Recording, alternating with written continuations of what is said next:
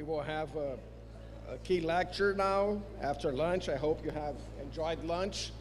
And let me just give a few announcements before we start. Right after the keynote lecture, we will have another break for coffee. And before that, we will gather the group here to take a official photo of the meeting. So everyone come up here, we take the photo, then we go for the coffee break. On the way back, we will have the presentations from the academies from the Amazon region, and then we have a general discussion. And our suggestion will be to try to organize the general discussion that we invite each of the academies that are not from the Amazon region to make like a 3-4 minutes talk, sharing their views on the discussion. And after we have the talk of all the academies, we can open for a more general discussion. But the idea to organize this way would be to allow each academy to make sure that they will have the time to deliver their views and share their views with the group. So just be aware that we will be inviting each of the academies to make a very short 3-4 minutes presentation during the general discussion. So having said that, we have the pleasure to receive Maria Alejandra Moreira Lopez, who's the Secretary General for the Amazon Cooperation Treaty Organization. It's really a pleasure and a privilege to have her with us here today.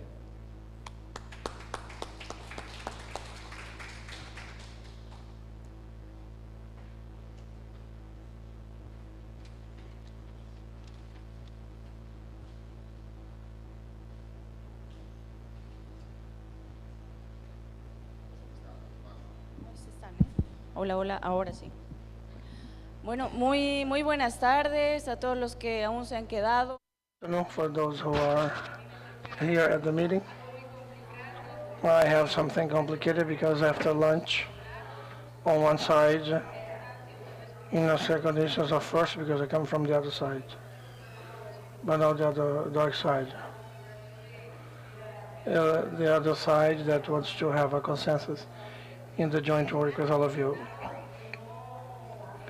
I was recommended not to exceed 50 minutes because actually 15-20 minutes to have a good interaction. I guess that's healthy to take lots of recommendations and some considerations from all of you who come from a highly important space. For what you want to do is reinforce the Amazon Cooperation Treaty Organization. First of all, I know many of you are not very familiar with the organization Amazon Cooperation Treaty. Talk very briefly about our understanding the organization gathers 8 countries that share the Amazon. Many times, some corporations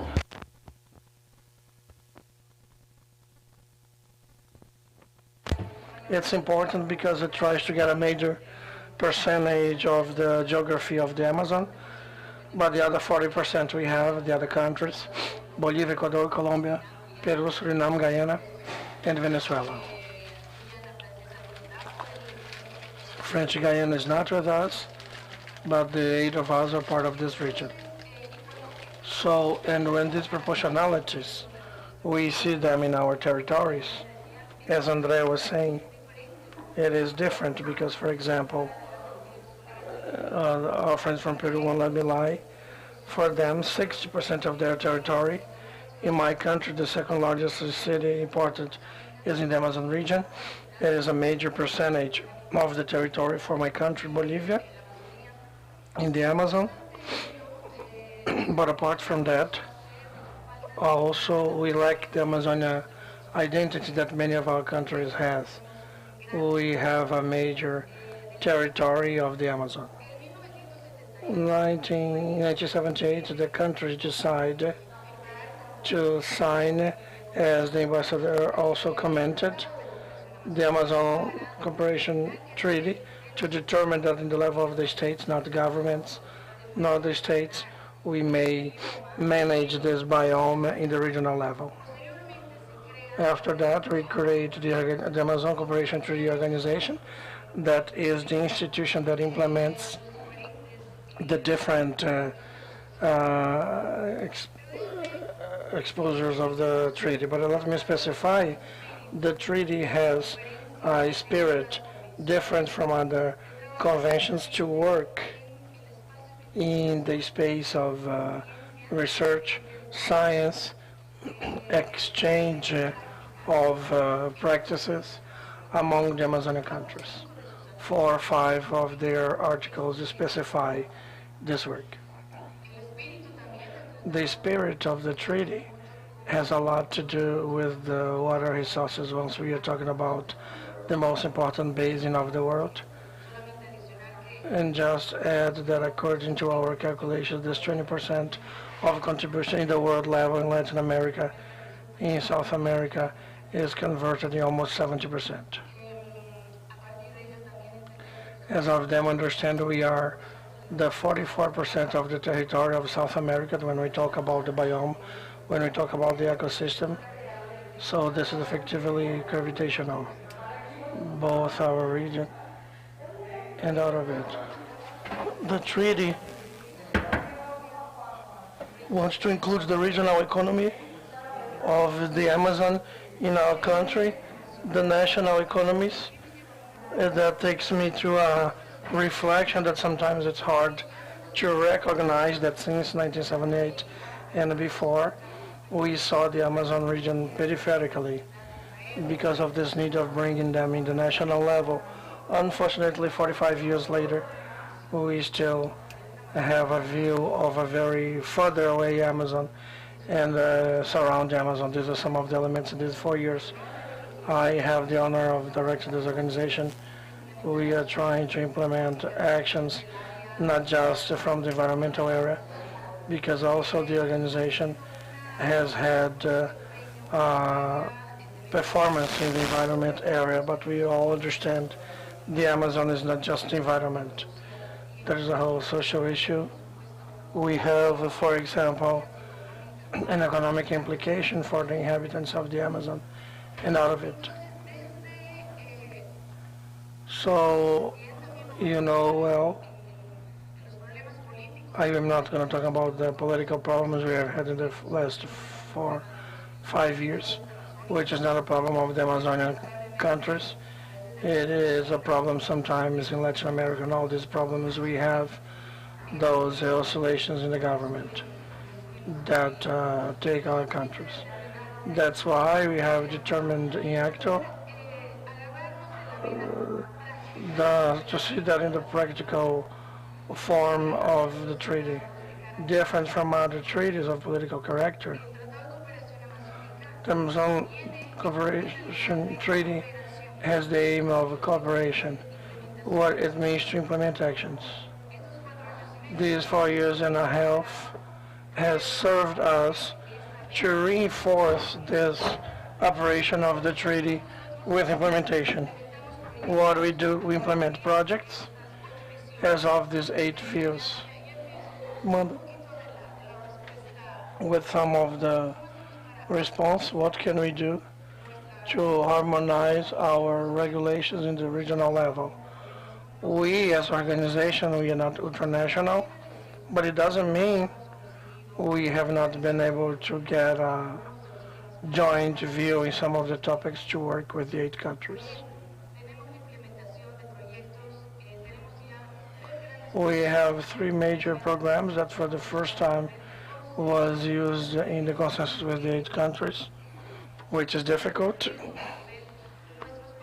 to meet our partners, the Chancellor and Secretarial Management of each of the countries. If we work with water and environment, it's the Environment Ministry. If it's indigenous people. So the permeability this technology has, it's political and also technical. This is the goodwill, and that's what I'd like to reinforce in Belém, the countries to provide more pragmatism to our organization. What we have done in the extent of what it means, you may correct me, not trying also to generate information, expertise, trying to work with the science academia. It's been some time. You will remember in the framework of ACTO, we wanted to get the Amazon University networks.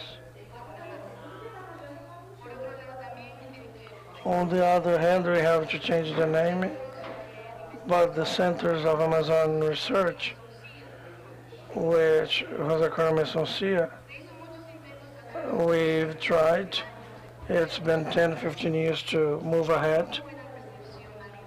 We had a good reception of the university, of the research center, but then we lost it because it was not, I was not saying all answers are in ACTO, but it was not part of the institution.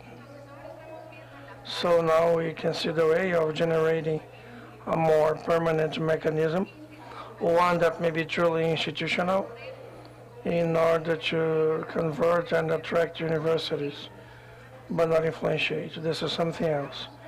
Because we consider from the permanent secretariat of ACTO, we consider the need and independence of the production of this information, and this is essential. Now, we, in these years, we also contribute, trying to contribute to getting closer to the experts. Just like this one, we launched the quick evaluation of the biodiversity ecosystems of the Amazon region with methodologies of IPBS, of the Intergovernmental Platform of Biodiversity. I believe you all know that better than the BDS. It has allowed us to gather over 100 experts in our evaluation. We will present the day they are in Belém. On the 5th, we will present the conclusion of our study. That will also include some elements in some gaps of the semi-spa. We know it was under development. So we made an effort to call Amateur, some other representative of the spa, to understand what is the process they have followed and what are the problems they had, and which became deeper to us. And then one of the topics that came out a lot, and the 4 or 5 representatives of the spa will agree with me, is information about the contribution of indigenous people to biodiversity. That was not made deeper, and if they got representatives from the indigenous populations, so they may participate because we were in the pandemic. Both studies, in 2022, we were able to meet representatives of indigenous people through COICA and other instances in order to get closer and generate some more contribution by them. But before getting this, we had some need to do sana with indigenous population for the translators. First, for us to meet and recognize with representatives of indigenous populations, because the demand was that we didn't listen to them, that there was not the voice of local populations. But we have overcome this. They have contributed to lots of wealth to our evaluation. So one of the contributions we have is with the assistance, I don't know if someone from Colombia, from Humboldt Institute, or some representative from Colombia here. Our technical assistance is Humboldt Institute, with whom we have been developing the evaluation, because we recognize the institutions that already know the methodology, because Humboldt did it, the studies of the American in the framework of IPBS.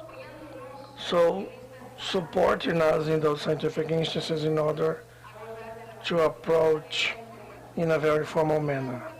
On the other hand, I have the implementation of the Amazon Regional Observatory that I should correct Ambassador Ricarte. The observatory was implemented in 2021, and this because what we were saying, there are too many discussions, and then what we're talking about by economy, dear Monica, Andrea, from my humble position, if we start discussing of bioeconomy in the level of the states and scientists, especially the states, will realize it's highly complex, not just with the terms, but some concepts. Professor Braulio, who has experience with 190 countries in the framework of the CDB, or those negotiations that take too much time, but the application activities are ongoing. Why am I saying this? Because the Amazon Regional Observatory has over 20 years of discussion in our organization. And taking from the paper indicating it will be implemented, and then struggling with the Secretariat, we implemented the lab for the satellite monitoring, systematization of information, and it is a reference center for the Amazonian information. Scientists and experts shared from a regional view. Those who have access to it have access to representatives of the government, as well as scientific community, academia, and then that's where we want to recover one more, where we want to recover the Center of Amazonian Investigation. On the other hand, we have produced the hydroclimatic vulnerability map. We talk a lot about water resources, which is a contribution from the region to work on the different climate scenarios. We need to produce information and science from the Amazon to the Amazon, and that's an effort the Amazon Regional Observatory did. I'd like to comment, it's been 3 weeks. We managed to approve a project with GAF to study our Amazonian water aquifer system, not the underground water of the Amazon. We talk about the basin and underground water, but a major reservoir is moving beneath us. So at this moment here in South America, we know a lot Guarani aquifer, and then we'll start studying the Amazonas aquifer. So it's also going to be, dear Elena, we made a request to work together. We will implement, we have just approved the project, and not just of Brazil, but 2 countries. It's been 2 or 3 years. We want to articulate, approve, and try to find financing, because we work with non-refundable, non-reimbursable cooperation. So we hope the financial world will move in favor of the Amazon region for major resources. But we're started. The challenges we have, for me not to extend it too much, of course, I'm going to be talking about some concrete examples. Many times there is no dialogue between science and public policies. I'll share with my friends from Venezuela. It's not a competence from the scientists to implement, but they also need to better understand. And I value every effort being made to generate infographics, to make easier information for decision makers. One of the topics I believe has helped a lot during the pandemic is that many of you, most of you have started doing a webinar. is starting to be open virtual meetings at which many technicians, many decision makers have been able to access this information in an easier manner. I was talking to people from SPI. It's been much easier to attend to a webinar of several scientists to better understand the information they're providing. So I believe those are other ways that we learn on how to access this information and how virtuality demanded only 5 minutes, only 10 minutes, and everybody started being faster and produce more understandable things to the scientists, politicians. So I believe that helps. On the other hand, the need to better understand from policy makers, we have the IPCC scenario, IPDS, that may be translated not just to police, to decision makers. I believe it does a lot to the technicians who help the decision makers, who need to see those two worlds of public managers. Sometimes public managers do not have the time or sometimes the knowledge to understand, and then we're talking to Professor Braulio. It is a time with some negotiator of lots of reference, Dr. Migas. We are talking about the time necessary to generate the IPCC report. Around 6 years between the decision of making a report, the systematization, then negotiate with the countries.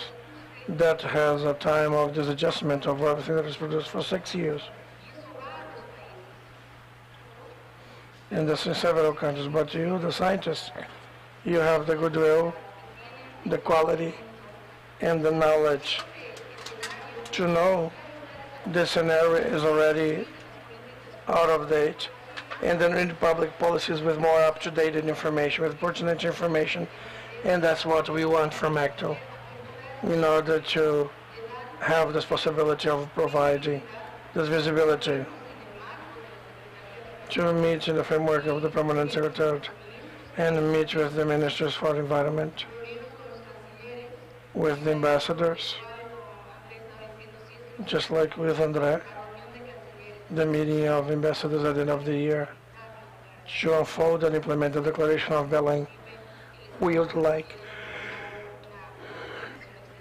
you to attend to, and I invite you to participate. The Academia of Science, we're going to have a space to be with the Minister of Environment and ambassadors as part of this unfolding of Belém Summit. I will take 2 more minutes. The applied research that generates innovation. If we do not generate economic opportunities for these extractivist activities in this model, in this traditional model we have in the Amazon region, it's complicated to change the activities we have, and all that means deforestation. The fight against environmental crimes is more complicated. I will mention some that reports that were produced talking about bioeconomy, the improvement of biodiversity. We as Amazonian region, we participate in billionaire markets, and sometimes our planning ministers, the Minister of Economy or the decision makers, they consider the hydrocarbon sector, mining sector are the only solutions for major economies. I will not get into details, but I guess it's important also from the sectors of academia and science to be able to generate those data and inform about other alternatives. Between 2017 and 19, we moved some multimillionaire markets around 64 products on what means, as in the oil, Brazil nuts, açaí, and others. There is around $176 billion. That compared to the market declared. And the carbon market at the same time generated $131 million. That is 10 times more, 10 times less than the pepper amount, 5 times more than honey. So these are alternatives. Why do I mention this? These are data that many times in our countries we do not have to approach them or to decide on other models. This type of information is necessary to contribute to decide and make other decisions. The rain is not helping, so I will stop here to give space to exchange of criteria and questions if you have any. Thank you very much for the time.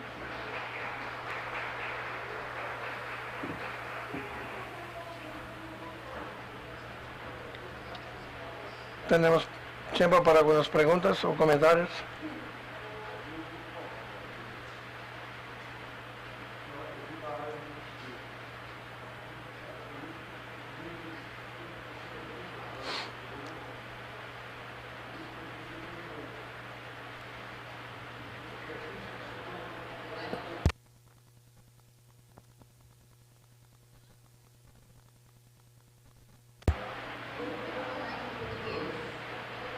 Yo voy a hablar en portugués. Nosotros pensamos que pós cumbre haverá decisões que necesitan de algún órgano para implementar la ligación entre los países. Si, por ejemplo, hay acuerdos de cooperación científica, de cooperación en cuestiones de biodiversidad, hay ideas de hacer bancos de datos de biodiversidad comunes, de mejorar la burocracia, de hacer investigación de un lado y del otro lado del río, como si un país está de un lado y otro de otro. Pensas que la ótica, por su formatación, se puede ser un instrumento, tener un instrumento que articule esas políticas, que se possa estabelecer a partir de la cumbre como este instrumento?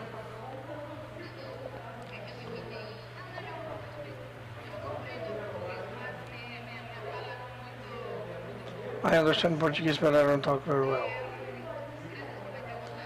Thank you for the question. I believe we have to understand ACTO also in the magnitude of what it can do. First of all, ACTO is not a supranational organization. Supranational, we have Mercosur and the Andes Community of Nations. But ACTO is an organization for cooperation, which does not impede you to have this convergence, political and technical, to implement actions. And then we have this 4 years and a half, because we can. Maybe not in the normative level, but highly important in the practical operational level, that they have converged into a posture to implement actions in each of their countries, on one hand. On the second hand, one of the objectives of ACTO, of the summit and the presidential declaration, will be the strengthening of ACTO. But this strengthening is not just with its secretariat in Brasilia, because its headquarters is in Brazil. It has the strengthening in each of our countries. So this is the appeal we make to the ministers and chancellors and the presidents, because you cannot strengthen just one part of the topic. You need to strengthen, for example, the transboundary, the cross-border dynamics of our countries at the binational level. And then we were talking about some processes of exchange. It's not even border to border. As you saw, 100 kilometers. From here to here, this is our border. One is Teplum and the other side. Leticia. It also goes through the institutional strengthening, which is much more organic. So there may be congruency between the national and the transnational. But I believe so, and I am fully convinced to act with a support, not just political, but structural as well, maybe this organization of implementation. But that depends on not having just a permanent secretariat in many of the different areas.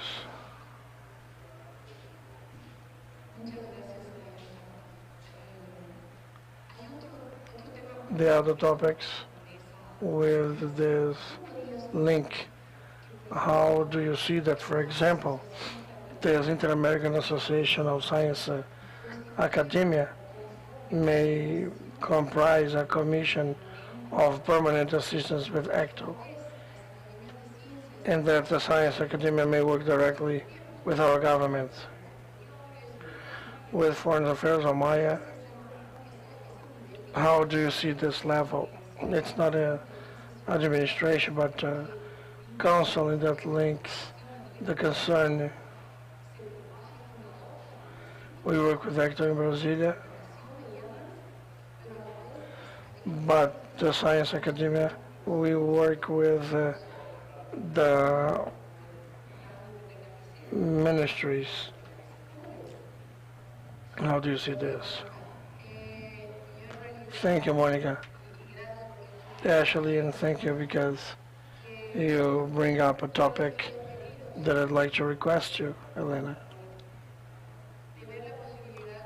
to set a possibility, as we saw here. It's very difficult that it's not in the declaration generation of a scientific mechanism for the Amazon region in ACTO with independence. In order to do this, we are not the so-called public managers, but you to be able to contribute with the best information to make up this mechanism. Just like a BCC, PBS, and many other examples that I cannot name now, that you know how it would be an option to make a mechanism in the scientific level for the Amazonian region where you may participate.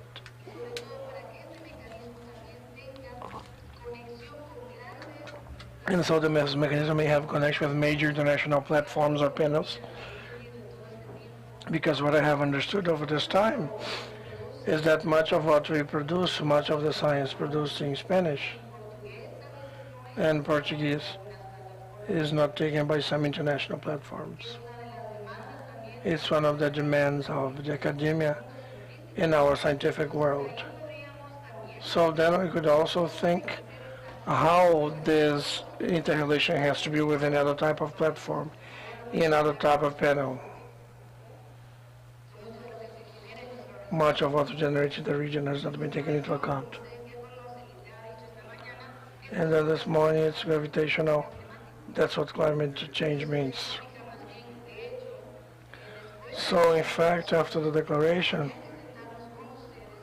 we have to meet if a technical group at the political level, but another one at the scientific level. Thank you. Catherine from Ianas, I would like to ask you if you have a design for ideological design, if you're going to get that in all countries, the SAR, or about or close to population, open on this. Thank you. We have been working to make the presentation of the proposal for products with all the national agencies of water in our countries with the technical level. It's budget of $50 million. But when we talk about 8 countries, we're going to need a lot of money to research. The national water agencies have determined the pilot phases of the study and the work that will be done with the level of implementation. So this first study, I guess it will not get to evidence what means, because we talk about systems, not just one system. So I believe that's a beginning, and that we will need, and the agencies, for example, the National Water Agency of Brazil, that works very close to several other geological services, is gathering its centers in order to contribute to the framework of their participation in this project, which I believe is going to be a challenge. Not to duplicate the effort, Brazil is one of the countries that has more information about its aquifers in relation to the others. So I believe it's going to be okay, this exercise we did to Brazil, to recover all this information.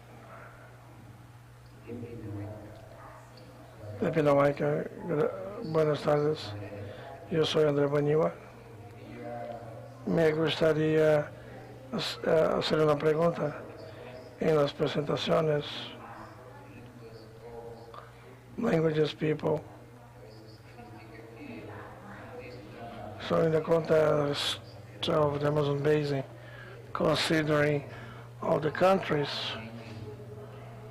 there is the indigenous Amazon and the specific diversity.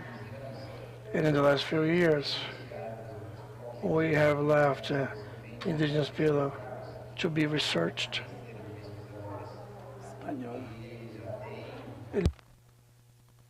Pero também temos indígenas e temos muitas experiências locais também que inspiram muitas alternativas. Considerando isto, e hoje em Brasil há o Ministério dos Povos Indígenas, se vai aumentar mais as conquistas dos povos indígenas. Pero aún não temos, no caso da ótica, uma oportunidade nessa reformulação da ótica. Não sei se é isso que compreendo, pero não há um arreglo institucional a discutir a especificidade da questão indígena, do conhecimento indígena, das experiências indígenas, que se pode subsidiar a esta articulação da política na Amazônia no contexto da preocupação de melhorar a vida dos povos indígenas, pero especialmente em combater os cambios climáticos. Minha pergunta é se isto seria possível, criar esse arreglo na instituição. Graças por la pergunta. Seguro que não hablo por la Secretaria Permanente de la Ótica, pero los diferentes países o representantes de los países receberam esta convênio de los pueblos indígenas nas diferentes consultas públicas que hicieron em torno de la Declaração Presidencial de Belém. I wouldn't like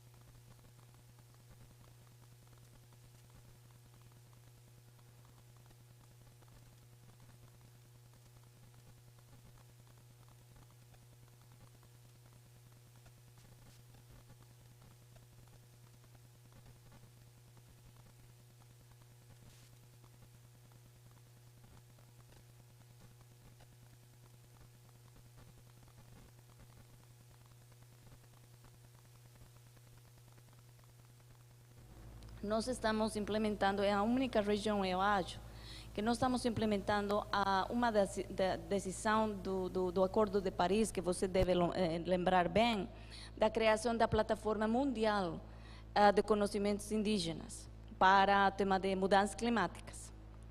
Então, nós, a partir de um projeto pequeno, sim, com pouco orçamento, estamos trabalhando na implementação de uma plataforma regional amazônica com representatividade dos povos indígenas para trabalhar nos conhecimentos que possam influenciar nas políticas públicas de nossos países em termos de adaptação de mudanças climáticas, por exemplo.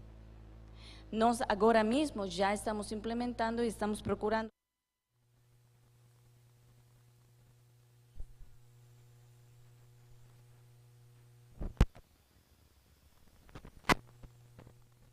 during 3 or 4 days with the HCCO, with the indigenous representatives. So I have the opportunity to invite you to participate of the work. It's an initial step, but also I think that we are trying to attract that knowledge that it's pretty valid for the different public policies of the climate changes and biodiversity.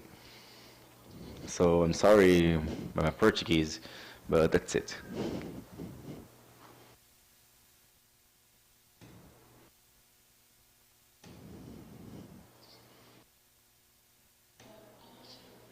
And then Alejandra, thank you so much for your speech. And I just once again reassure the Monica's commentary and say that for me and for Carrie and both of us, with Jairus, with the Ianas, it would be pretty important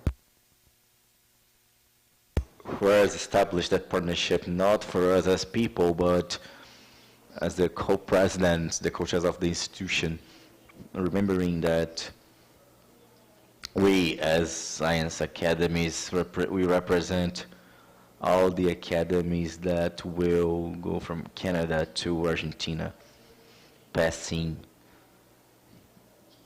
through the Latin American and Caribbean, all the countries. So I see that. I really would like to reassure that.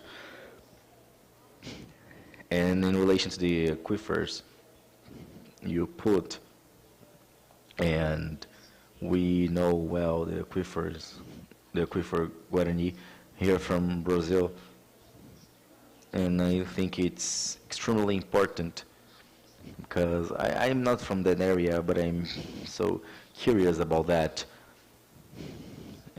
And what I think that will be the worst is the lack of water, not only increase of the degrees, but also topic. I don't know if you will be working that, but that it worries me about how much we spent here in Brazil. When I was the president of the SBPC, it was because of a decision of us into an assembly discussion, a meeting that we stopped the prospection that they would do of gas in the Guarani aquifers.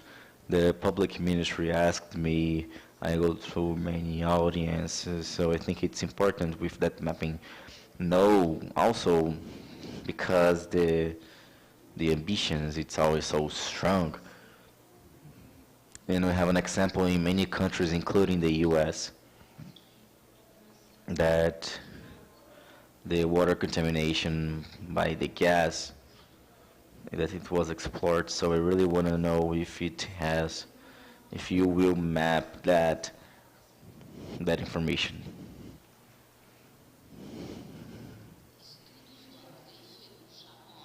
Aquifer studies, they already show regions that they're contaminated into the south with agrotoxics and with fluor, high doses that probably anyone doesn't know, but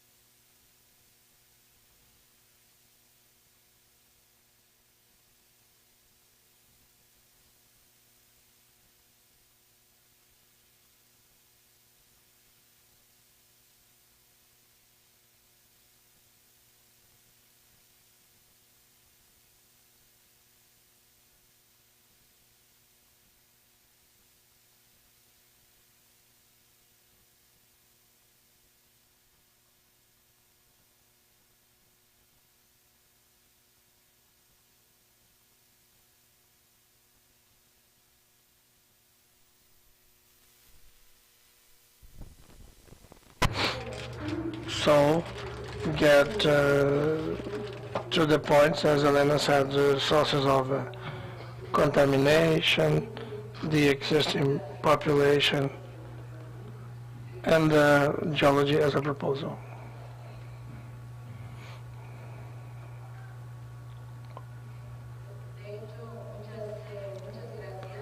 Indeed, thank you, the three of you, for bringing about this topic on the care of the hydrological studies and specify the type of contamination. Yes, there is in the project.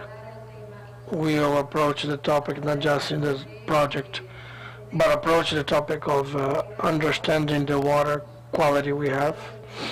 But I believe it's very important. I'm writing this down to specify on what contaminants. But if you have this group of experts in the level of the Science Academy, we are not going to have all the resources. It's great to extend our network to the experience that we have, and then we would include it in the strategic partners of the project, because we are in the phase. If we have approved it, we know the role, but now we are in the phase to start determine and specify who we're going to be working with, and then we're going to be working with Ianas in other works apart from the ANAs of our countries. And I would like to appeal, before I forget, I guess they're looking at me to sit down. There will be a representative from the science sector with the presidents. I don't know who's going to be, but there is a point. I was talking to the representative of STI that asked about the financing, what we do with the financing. There is a major movement with the financing for the Amazon region, but I am worried for two of them. If the representative, if you could please emphasize the specific financing for science, because when we talk to the banks, to the funds, there isn't much financing. And the financing of our investments, you know better than me. So when we open an interesting financing for the Amazon region, the scientific and the applied one, others that we are requesting is safety, because these are two areas that we cannot easily get financial or international cooperation about it. So I want to talk, if we have finance for the Amazon, it's great, but for science, there must be a specific talk. Thank you very much.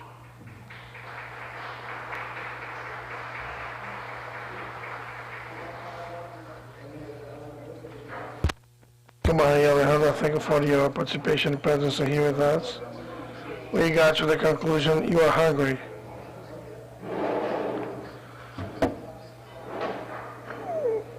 Entonces, para el coffee break, no gana mucho sentido. La sugerencia es que continuemos a la próxima sesión. María Alejandra.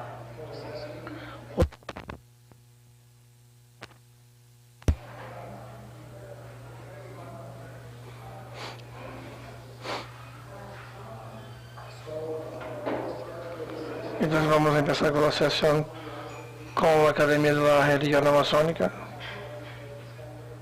hacer una presentación de 10 minutos en su perspectiva de la discusión de la propuesta de la... So I initially invite Monica Moraes from the Bolivian Academy of Sciences to share with us the views of the Bolivian Academy.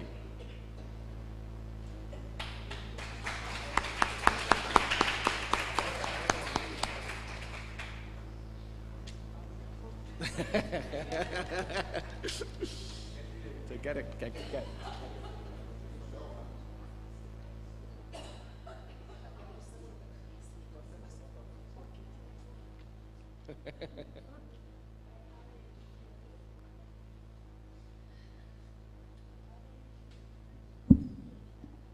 Ay, no, esto está muy alto.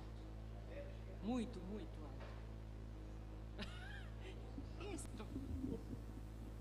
Yo soy pequeñita. Ok. Muchas gracias, obrigada.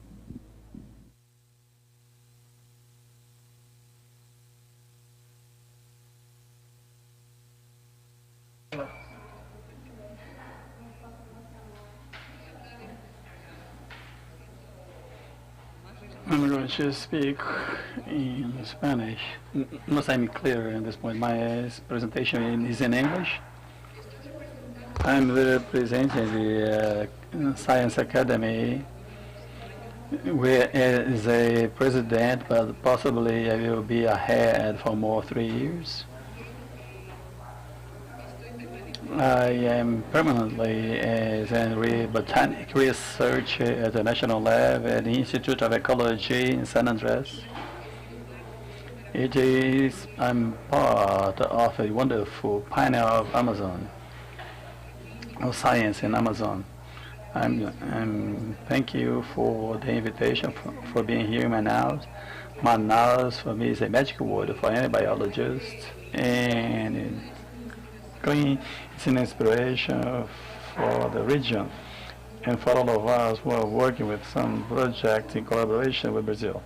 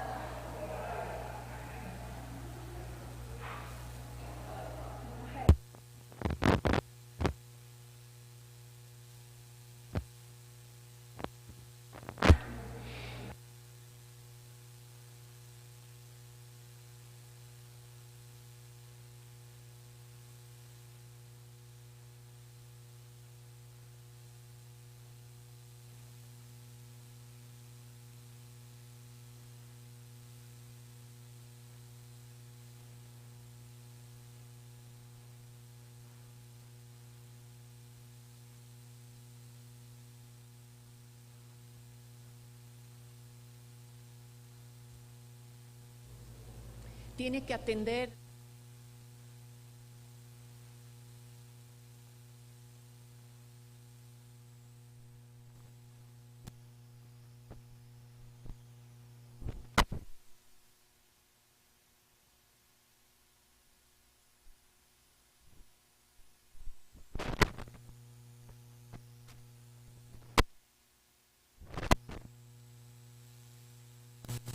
hay una dinámica sinérgica y sobre todo que inclusive hay una implicación planetaria.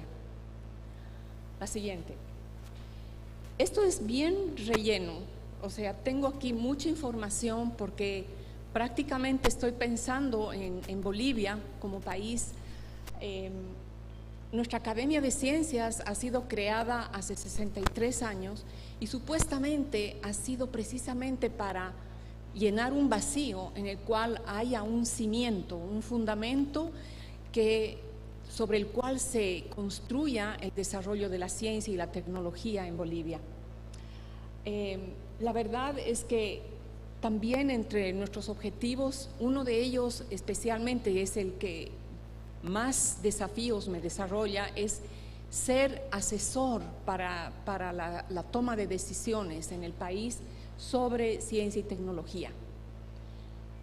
Por el momento debo hablar de números tan bajos que el Producto Interno Bruto sea el 0.008 por año y que eventualmente esto ha fluctuado inclusive para índices muy bajos. pero también hemos tenido una oportunidad interesante. Interesting opportunities are reaching 0.3% in certain period of years. Somehow, on one side, we have a country with a deficient opportunity for the science, and on the other hand, we have a terrible absence of fund, a competitive fund for science in our region. And we need to form new professionals. According to UNESCO, what kind of people are entering the university, what is the quantitative level in our country? Education is a reflex of how the education is in our country. Unfortunately, I have to say that 20% of our students of schools reach the university according to the basic they should have. It is sum up to decreasing. We have some other problems just like related to low financial resources and the trend to follow traditional professional careers like medicine, law, and other engineering. And we have a short support, weak support of the Bolivian government.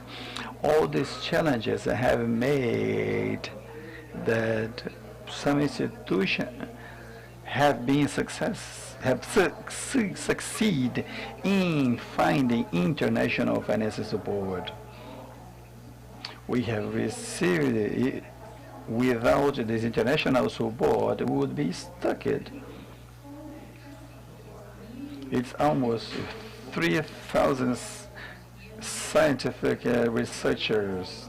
We're talking about Brazil. We have more than 200,000 researchers. Our critical group is really short.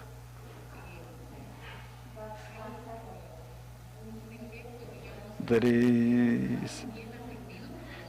is a group that is attended by university. Private universities are more than the public one, with the percentage above, and the intellectual production, which is an indicator of the science and technology, if it's doing well or not. It's a low contribution. The university where I am, along 20 years, generated 44% of the scientific publication at the national level. Without the indicators also say that we have a low production. Almost 100% of the produced work in Bolivia, in English and Spanish, they all mentioned, and we have all this difficulty. It is interesting to know that there is a commitment of a group of researchers, though it's a small group. So we have contributions for the science. If they are investigators in the university, researchers in the university, we are incorporated to the School of New Professional Formation. And we have to do that at postgrad level. Somehow there is always a reflex on us as researchers once we do not have many students. With this introduction, it's important to know that in case of Amazon, there are 4 universities which are attending the Amazon region are college in certain areas of knowledge, economy, forest, anthropology, and archaeology, which is key in some projects, especially in the north part of Bolivia.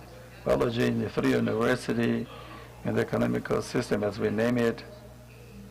And we also have natural history museums.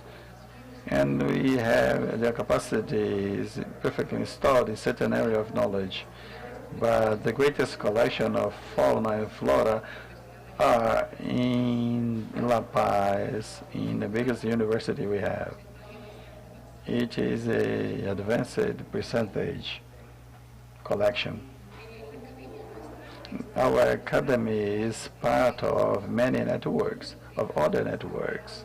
So we are installing a collaboration with the FIMES, Ianas, we are International Science Council, we are in the Interacademy Partnership, and of course the theme of cooperation is part that makes very sensitive, not only for the science, local science, but it is at a regional and world level. We have this internal dynamic into regions, countries, and of course reaching leaders and experts that interact with other countries and academies. Bolivia itself has a representative of 43% of the Amazon region. So we have all these parts, the green part that you see in the Amazon basin. And in terms of development and conservation, it is our interest, this scenario, especially the human communities. In the case of Bolivia, we have 35 indigenous people, indigenous group, and for Amazon, they are 18, 20, they are semi-nomads. And for them, it is interesting for us that Ianas has started with this Amazon initiative because we need to project it at a long term. It is part of this regional initiative that there is an opportunity for the country. I don't know if you all have the same intent, but the environment is not a priority for our governments or for some governments. Once the Bolivian state, in all the definitions,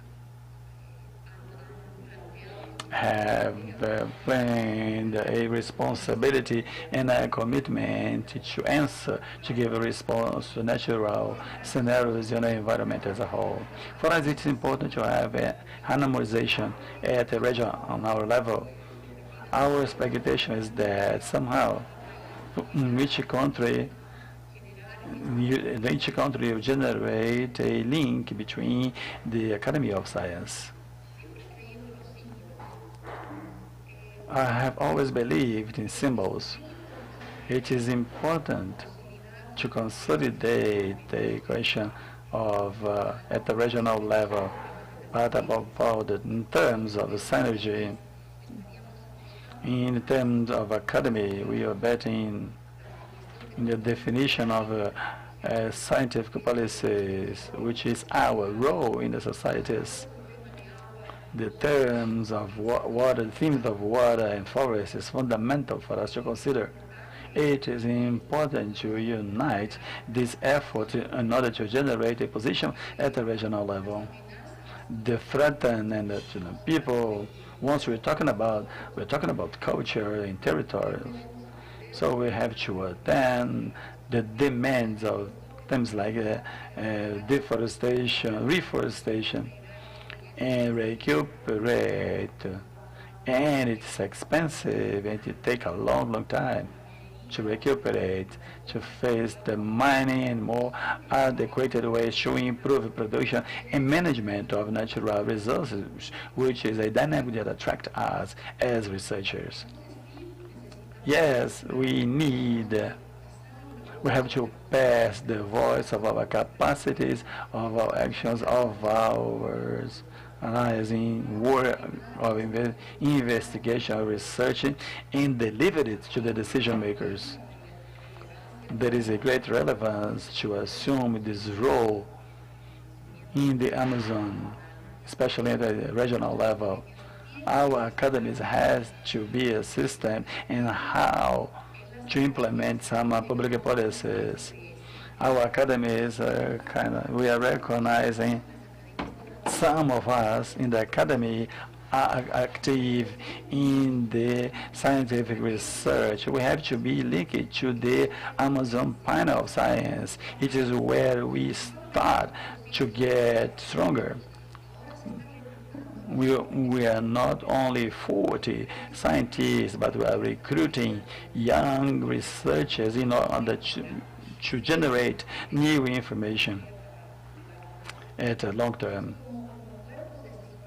As a body of assistance, it is fundamental that Bolivia will get benefits from that. That would be a regional scenario that is launching this world of assistance. It is important at a level of coordination endorsed by Ianas, and you have to have it permanently. We are about to finish. One of the biggest challenge, the greatest challenge in Amazon is to keep in Amazon forest standing at a long term. And a reflex of the system of distribution unequal. The resources are not equally distributed. This distribution of resources along the time they just feed a unbalanced access to the resource.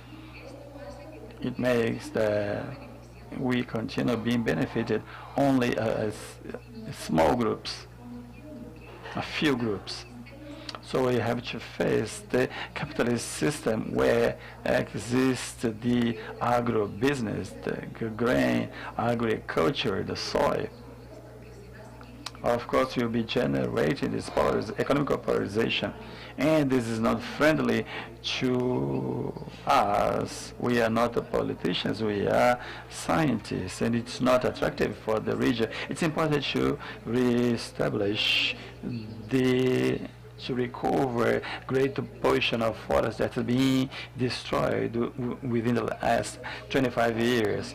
The theme here is to have a center, a core of dynamics of the Academy of the Science, which we will consider with meetings presentially or virtually, but we have to be generating positions and results for the ones to make decisions to feel responsible for that.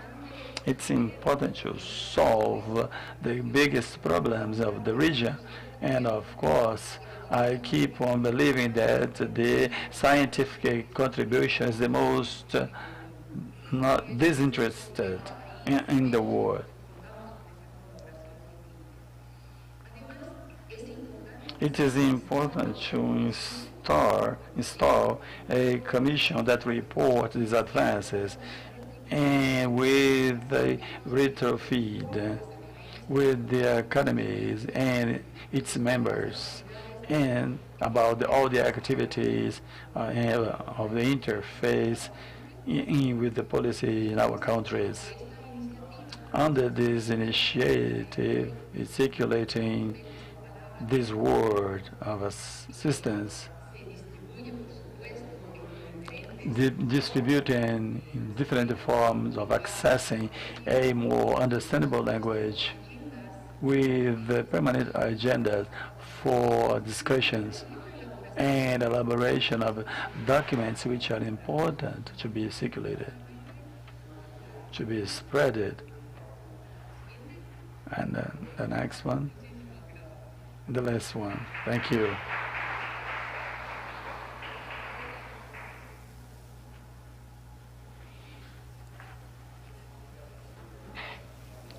Gracias. Me gustaría invitar al profesor Alberto Val, vicepresidente de nuestra Academia Academia Brasileña de Ciências. falar em português.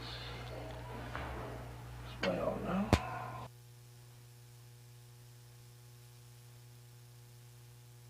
Buenas tardes, hemos acordado del almuerzo. Es un placer estar con vosotros acá. Y, siendo de limpa, yo voy a empezar hablando como estoy contento como investigador de esta casa por 40 años de tener vosotros acá.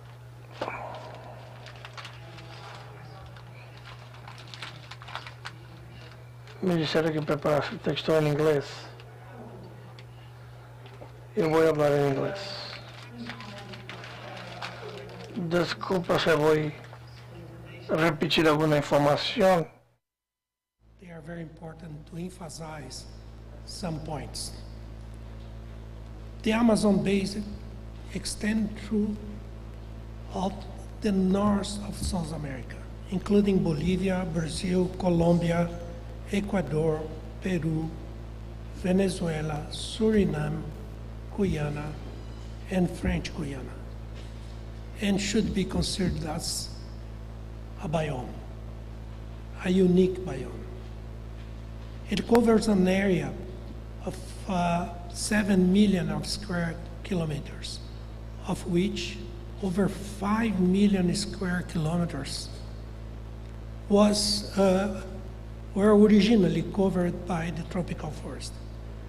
The Amazon is home to 13% of the world's biodiversity, unparalleled on the planet, the result of a geological evolutionary process for more than 100 million years. That always happens, right?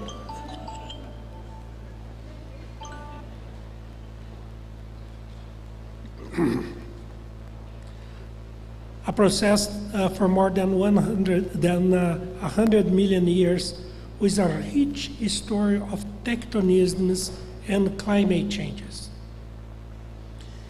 It has been more than 40 million years since the beginning of the Andes mountain rise.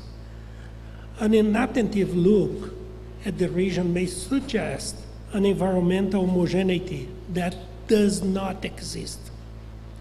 From its source, in the Nevado Mismi, the Amazon River runs for 6,992 kilometers to the Atlantic Ocean, receiving waters of different colors, such as the black waters of the Rio Negro, which discharge itself around 25 cubic meters per second in the Solimões River, opposite of the city of Manaus, just 10 kilometers from here, from this auditorium.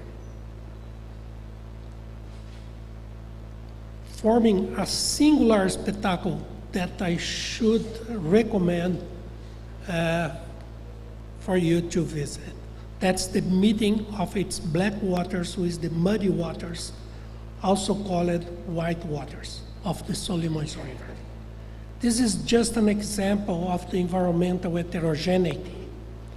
Along its course, it also receives the clear water of the Tapajós River to discharge into the sea around 220,000 cubic meters of water per second, ranging along the year between 16 and 22% of all fresh water that enters the world oceans. It is unnecessary to emphasize the importance of this source of fresh water for the world in transition. The Andes uplift has played a significant role in shaping the biodiversity of South America. The Andes mountain range is one of the world's longest and highest mountain chains, stretching over 7,000 kilometers along the western coast of South America. The uplift of the Andes over the last 65 million of years has been a complex geological process driven by tectonisms and climate changes that impacts habitat diversification, speciation, and endemism in the Amazon. Understanding this history is essential for conservation efforts to protect the unique and fragile ecosystems found in the Amazon. Note that I said ecosystems in plural. And this is vital to preserve its remarkable biodiversity. It is also unnecessary to emphasize that biodiversity existing in the region, which is still largely unknown, especially regarding to what is hidden in the genome of the organisms that make it up, plays a fundamental role in the quality of local and global life. It should be remembered that human food in the region has fish as its major source of protein. We must also take into account that the Amazon forest stores a significant amount of carbon, between 150 and 200 gigatons of carbon, and contributes daily to removal of a massive amount of carbon dioxide from the atmosphere. On the other hand, it must be pointed out that cutting down the forest or burning it produces carbon dioxide in equally massive quantities that end up in the atmosphere being socialized. In the same way, the regional biodiversity hides bacteria, fungi, and viruses that can jump to man and cause new epidemics and even pandemics.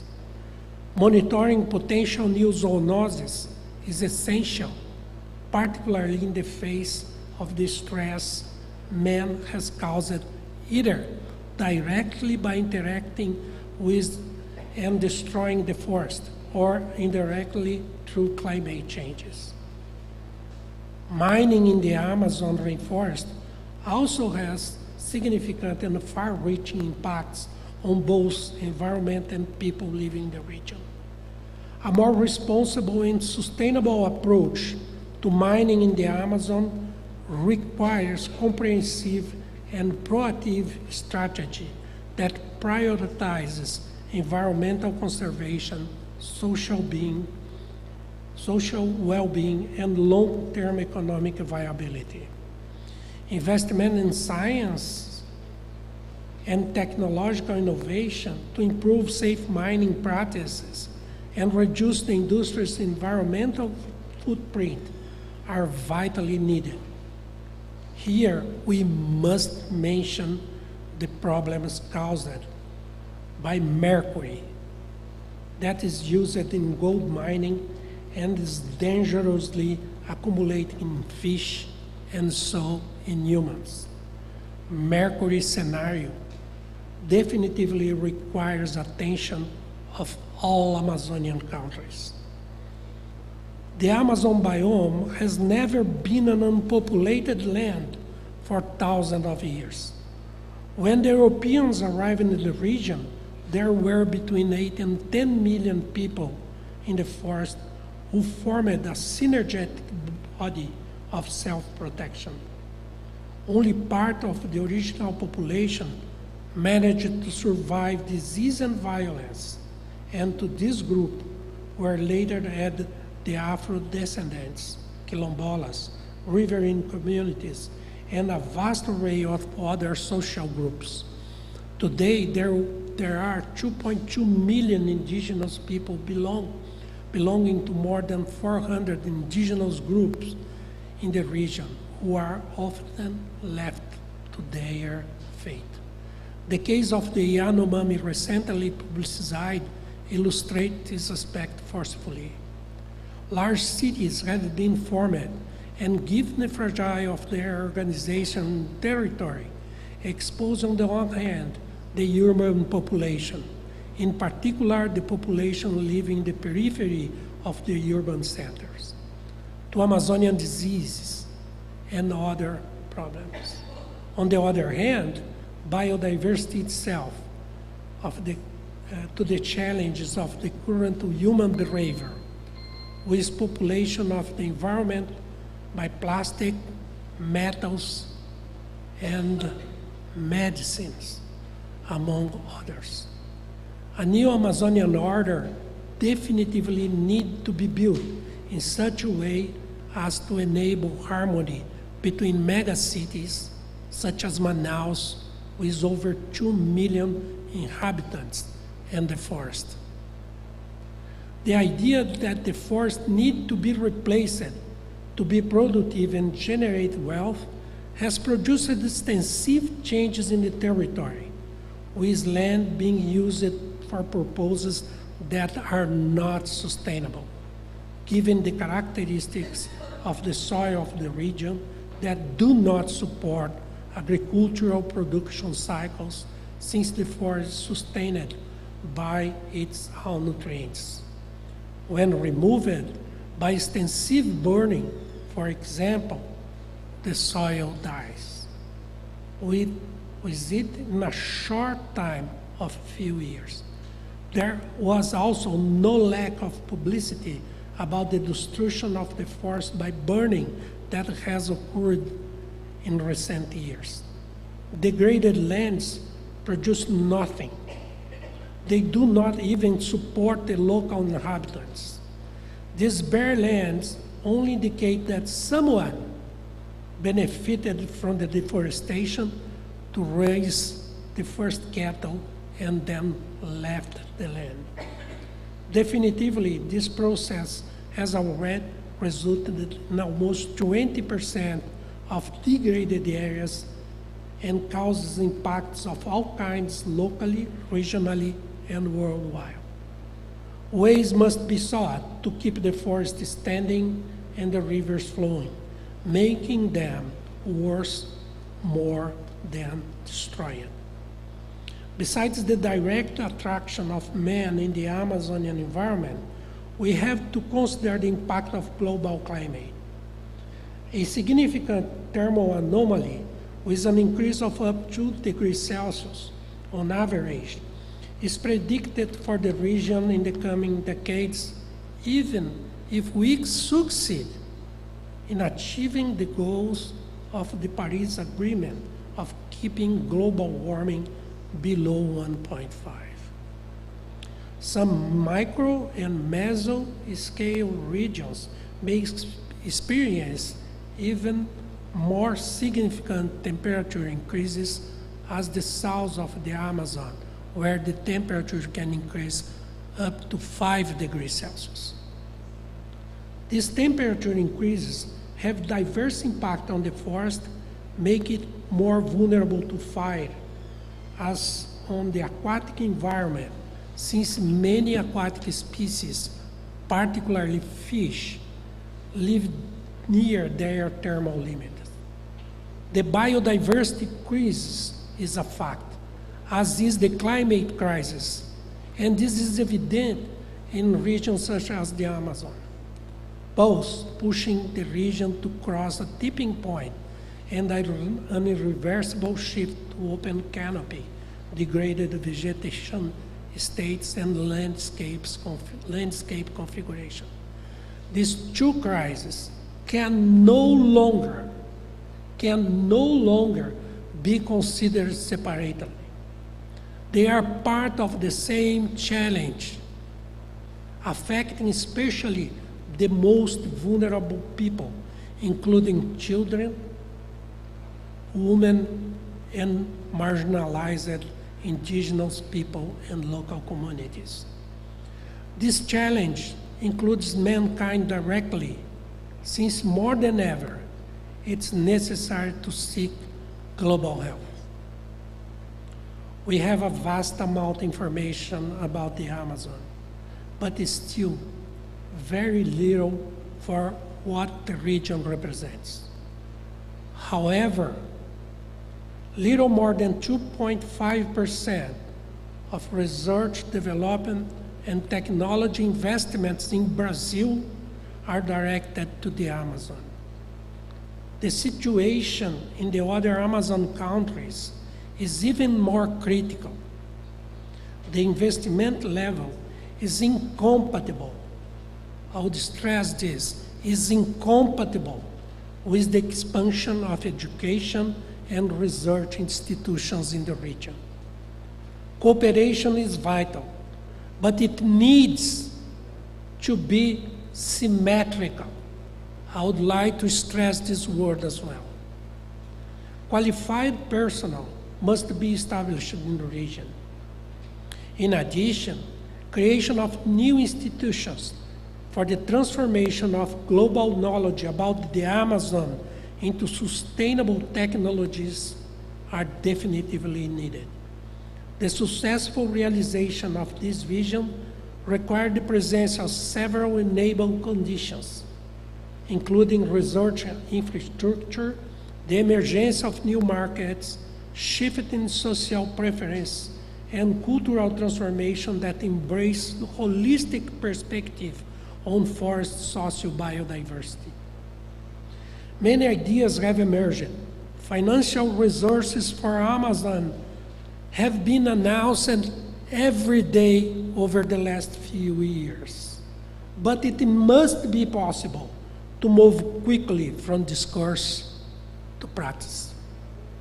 It is necessary to make available technologies compatible with the requirements of the Amazon biome that enable forest conservation, social inclusion, and income generation.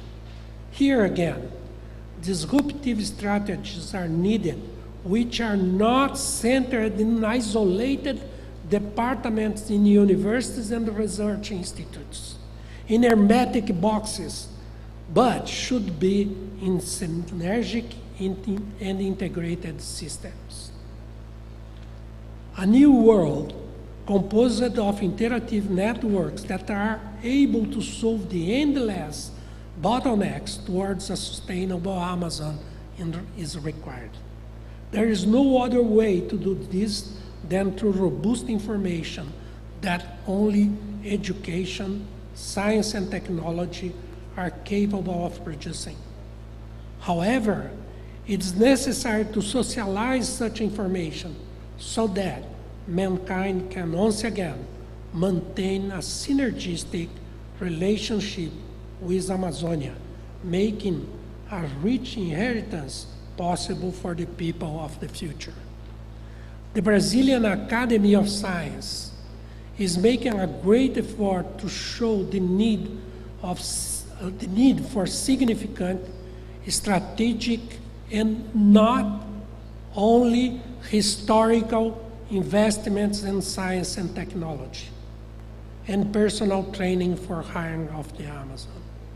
Historical investments in the region just keep the things as it is. Understanding that the Amazon biome is a unique region that extends across all countries of the north part of South America, the Brazilian Academy of Science seeks interlocution with the National Academy of Science of the other Amazonian countries through Ianas, with the perspective of straining what is really important for the Amazon: cooperation. Cooperation for production of information technologies for the conservation of forests and flowing rivers, for the development of a strong bioeconomy, for a great interlocution between the knowledge of native people and the contemporary scientific knowledge, for social inclusion, and for better income generation. Finally, I must mention that alliance between Amazonian and non-Amazonian countries are essential. Thank you.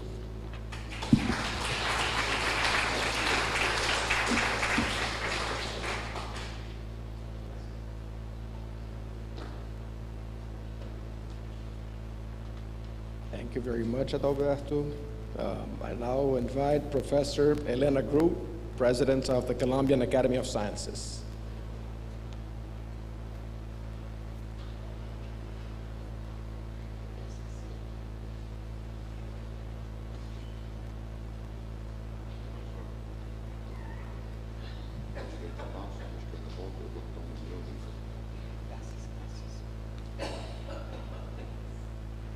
Buenas tardes para todos. Es un verdadero placer estar aquí con ustedes y más en un sitio tan lindo. In a very beautiful place. Thanks to Institute of Research of Amazon. Thanks Elena. Thanks Marcos, Vito, all the people who made possible my participation here. And I shall comment that is very delightful. This is the first time I made this kind of presentation as the president of the Colombian Academy of Science. I'm very excited with that and emotion. The title is a challenge to create a bridge between science and policy for the implementation of sustainability in Amazon. Is quite important. I'd like to say many things about that. I'd like to present you the president, the elderly president of Colombian Academy of Science.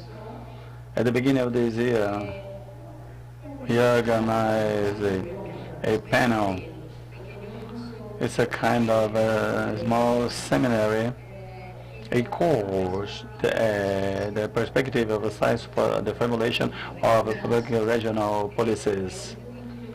And the title is related to the idea of this event. And I'm going to refer as well as to it was organized by CINCHA, which is the Amazon Institute of Scientific Investigation Research, which is in Leticia, in parts of Bogota, and some other parts of Amazon region. You can see here, it is constituted by scientists of different areas, and many of them belong to the mission desires. Is a name, I don't know, but anyway, it involves different themes. So it is a mission of wise people. I believe that Dona Maria Manchilla, the director of Institute for Research on Amazon, I refer to the mission of wise men. It was originated in 2019 before the pandemic, and during the pandemic they were working. Many scientists were working, lawyers, economists, convoked by the national government, especially to plan important policies or research in different things. In the same seminary,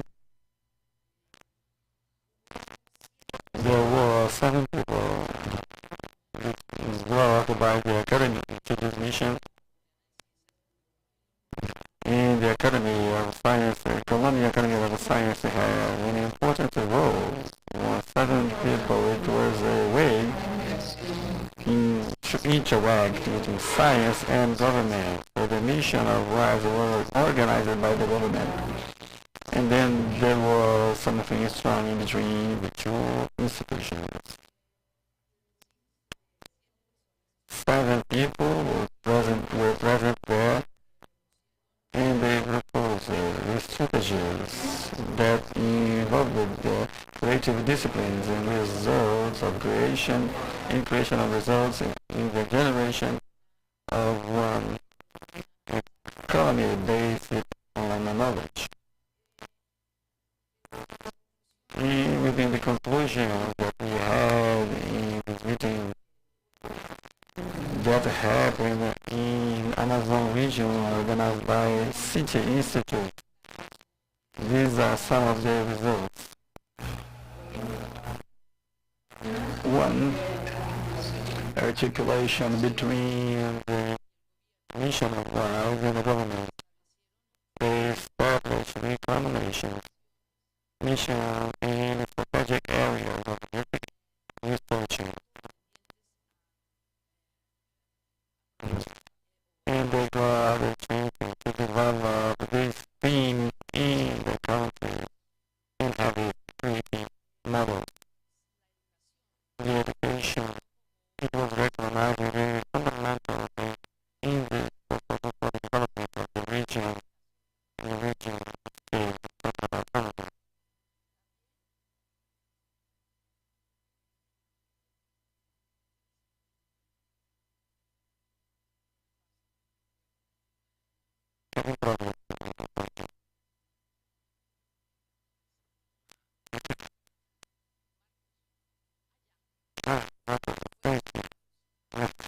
I'm not strong enough.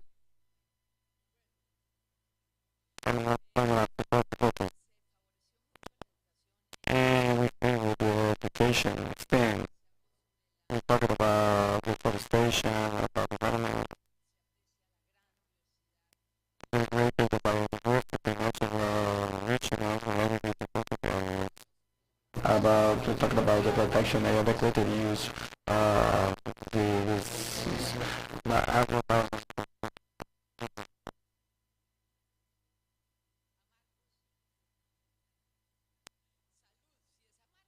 Marcos and to promote health by economy and nutrition and food safety in many institutions.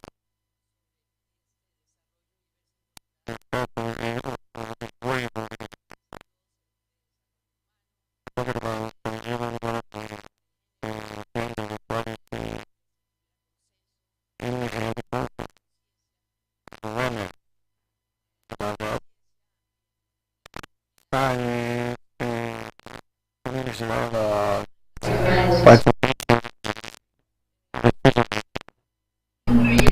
including the indigenous communities and the myths and legends. So this course I was talking about had lasted almost 2 months and a half, 2.5. It was a considerable time of studies, and the professors were people who were formed. 80% of them came from this wise man mission. And it started with the learners, for them to have a conscience, for the children to be conscious of all these themes. So we talked about cultural richness, and we promoted alliances with institutions in and outside the country, university, financing entities, research centers, and other institutions in the region. And then we talked about the financing. Unfortunately, in the last budget of national government, precisely the financing for project of scientific research was the lowest one on all the Ministry of Agriculture, the sports. They had a highest quote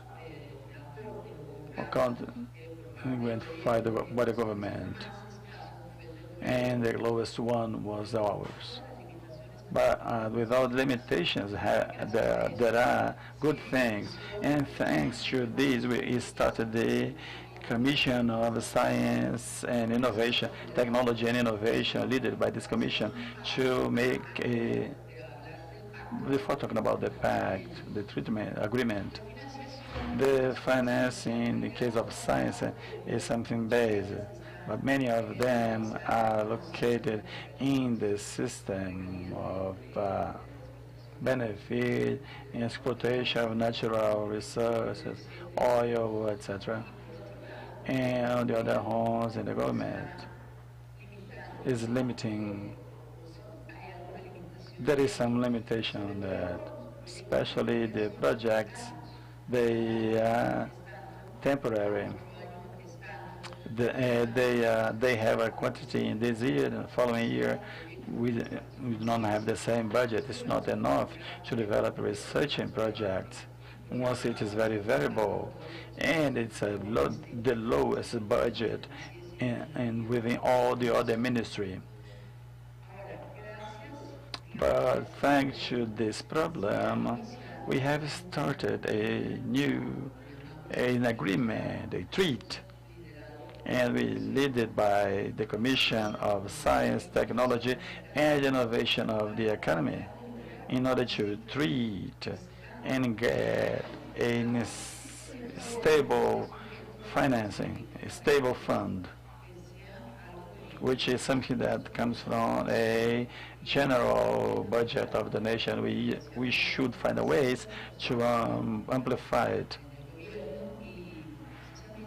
involving people for government, scientists, and last week we had the first public consultants in order to have this agreement aiming in a stable budget for science.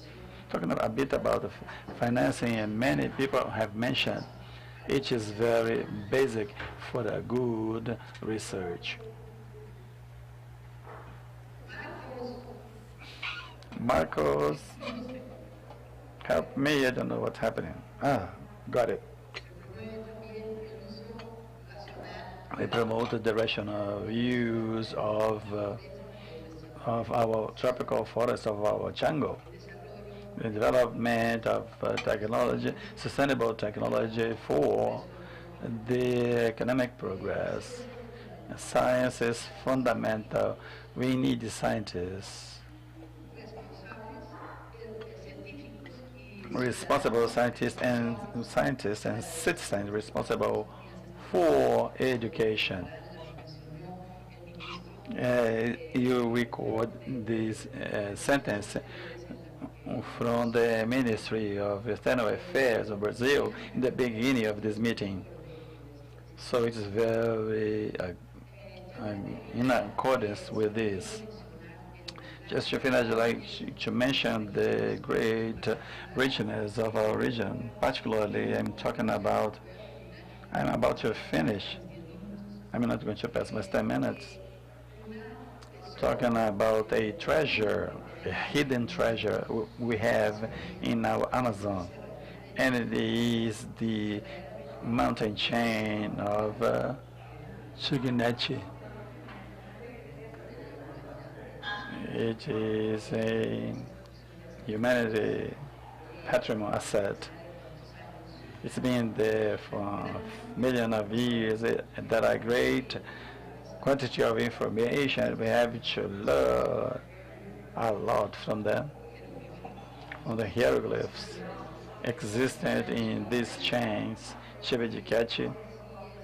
And here you have, they are very beautiful. There is a quantity of information that presently we cannot understand. Maybe we can understand that in the near future. And finally, I'd like to show you this pair of photos of Porto Nidia. It is located on Nidia River. It's very beautiful. Our famous tepujas, which form these massive, beautiful mountains. And this photo, I had been there. I was there for some time, making a research about native population, and it called that this is me and my husband. He always with me in this kind of work, I'd say. Besides the beauty, is that the river passes through these giant mounds. The river is big and pass between the stones. We cannot navigate on that. But the most sympathetic is that this region, this part of the region of the river called El Remanso. It's beautiful. Beautiful places, beautiful scenery.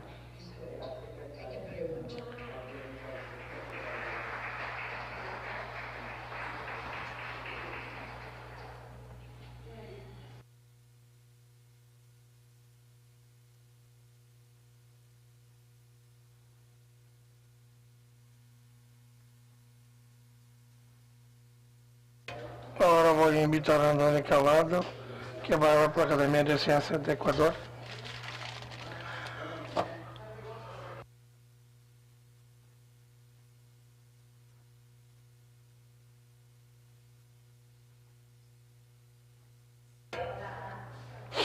I have 2 slides, just the title and approach you.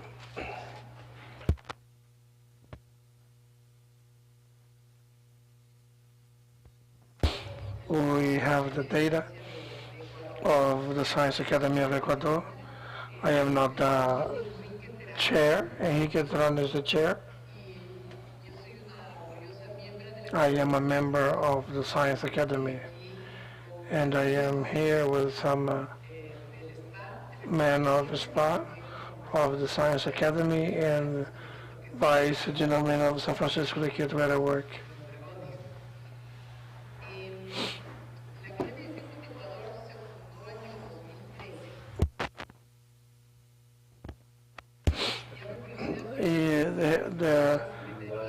The recognition from the Education Secretariat, technology, and innovation. Currently we have 57 members, 49. The one that I consider full-time, because I believe there are other academias. We are young people who are incentive agents that can go to the Science Academia that do not meet all the requirements to be full members. It's an interesting initiative to include more young members in Science Academia. Now, the members belong to 10 universities in Ecuador, the 10 ones that are doing investigation, and we have 10 members that are professors at foreign universities who are not from Equatorial universities, but they are Equatorians living abroad. Sadly, they are not the funds of the state. We are kept by ourselves. Nevertheless, if we have participated with assistance to the government, when we have accepted this at COVID time, we participated. Many of the members are physicians, doctors in medicine, many biologists. We have engineers, but this is the scope of the scientists we work with.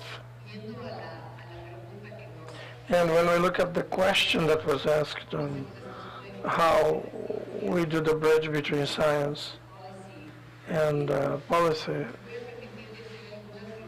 I will request you to show some of the problems we have in Ecuador, that I will remind you, as we are a small country, to remind you what is the Equatorial Amazon. It's like 45% of the Equatorial territory. So for us, it's very important. We have the ones that divided, we have the part of the coast, and then the Amazonian part, but it's very important for us. And what are the main problems? In the other conversation, I talked about the major scales problem of the Amazon, but which are common to our reality in Ecuador. And here I will briefly mention.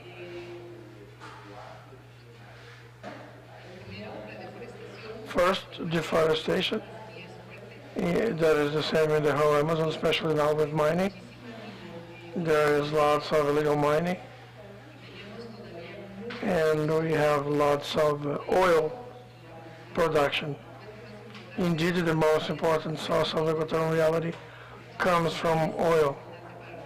So if it's important for us, the oil, and leave it under the soil, it is a conflict of interest. We also have disorganized agriculture.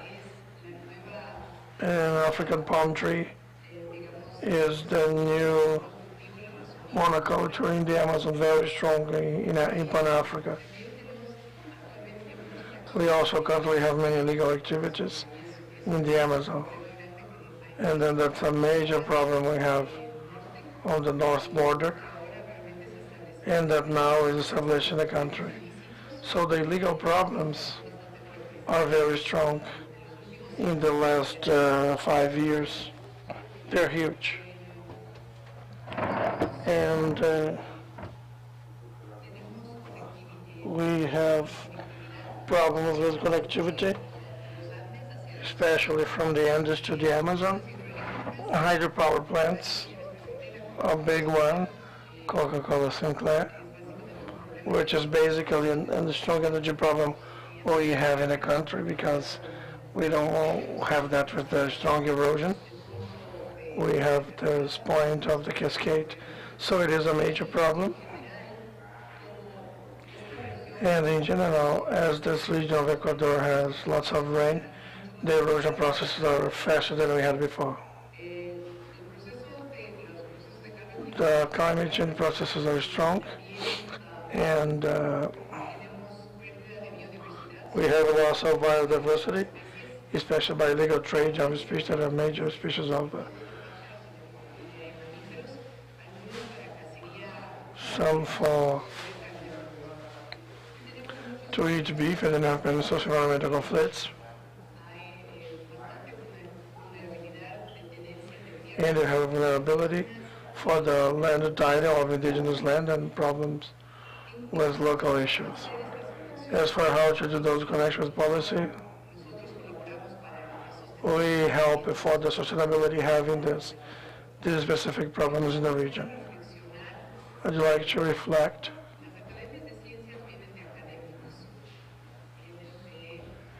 that comes from institutional superior education. So I believe our universities have a very important role on what we do, and also this link with science academia. So what I see, the superior education institutions, I believe we can do better. We indeed must be examples of change. We are talking about sustainability for the Amazon, but how we keep sustainability with the people who have our university community, the students we have, the professors, the administrators, how we live the sustainability of each of our places. This I found a major challenge, because we want to teach that people will be sustainable when we are not. So I believe we have an important role for internal education. We have example, and I also believe we have an obligation for capacity building internally and externally. In that sense, if we work on it too, we have to open spaces of inclusion for the different populations, as well as Amazon academics. We have in our centers of research and education, and how we are taking into account the topics of gender. So inclusion in all levels is important. Also, the university must be spaces of discussion and plurality, if we take those topics into account.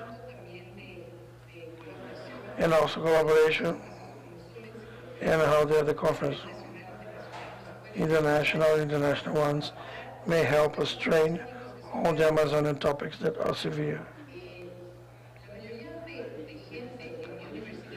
And most of the people in university, as the director said, so it's mea culpa. It's the Amazonian topics. It is a very small portion of it. If I tell them 50% of the water we get from our Amazon comes from the same Amazon. So I believe to get those changes in order to convince them abroad. When we have the science of academia, we have to be this space of discussion, of plurality and collaboration among us, scientific production. We have to demonstrate the legitimacy of science of good quality. And besides that, to be an honor belonging to this association, we have a responsibility. The importance of science and knowledge for solutions. So from this point of view, we have a lot to do. The policy may be written, and we may advance together. So this is it. Thank you very much.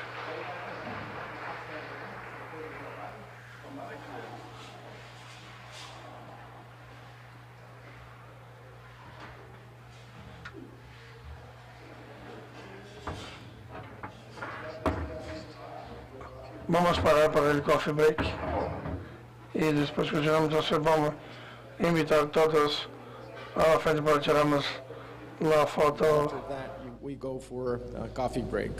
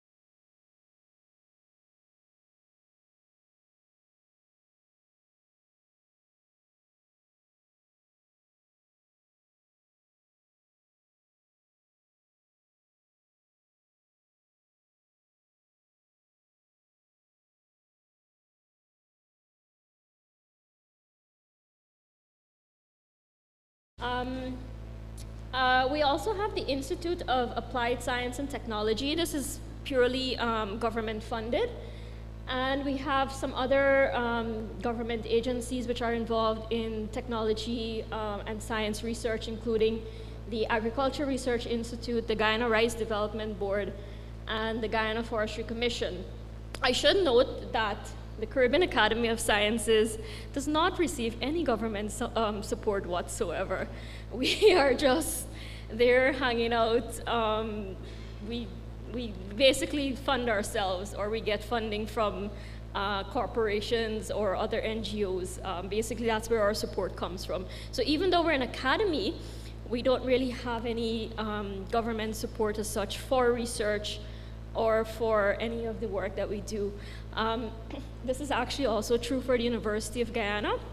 University does not have a research fund as such. I believe my colleague from Bolivia mentioned that they don't have that kind of a fund either. We don't either.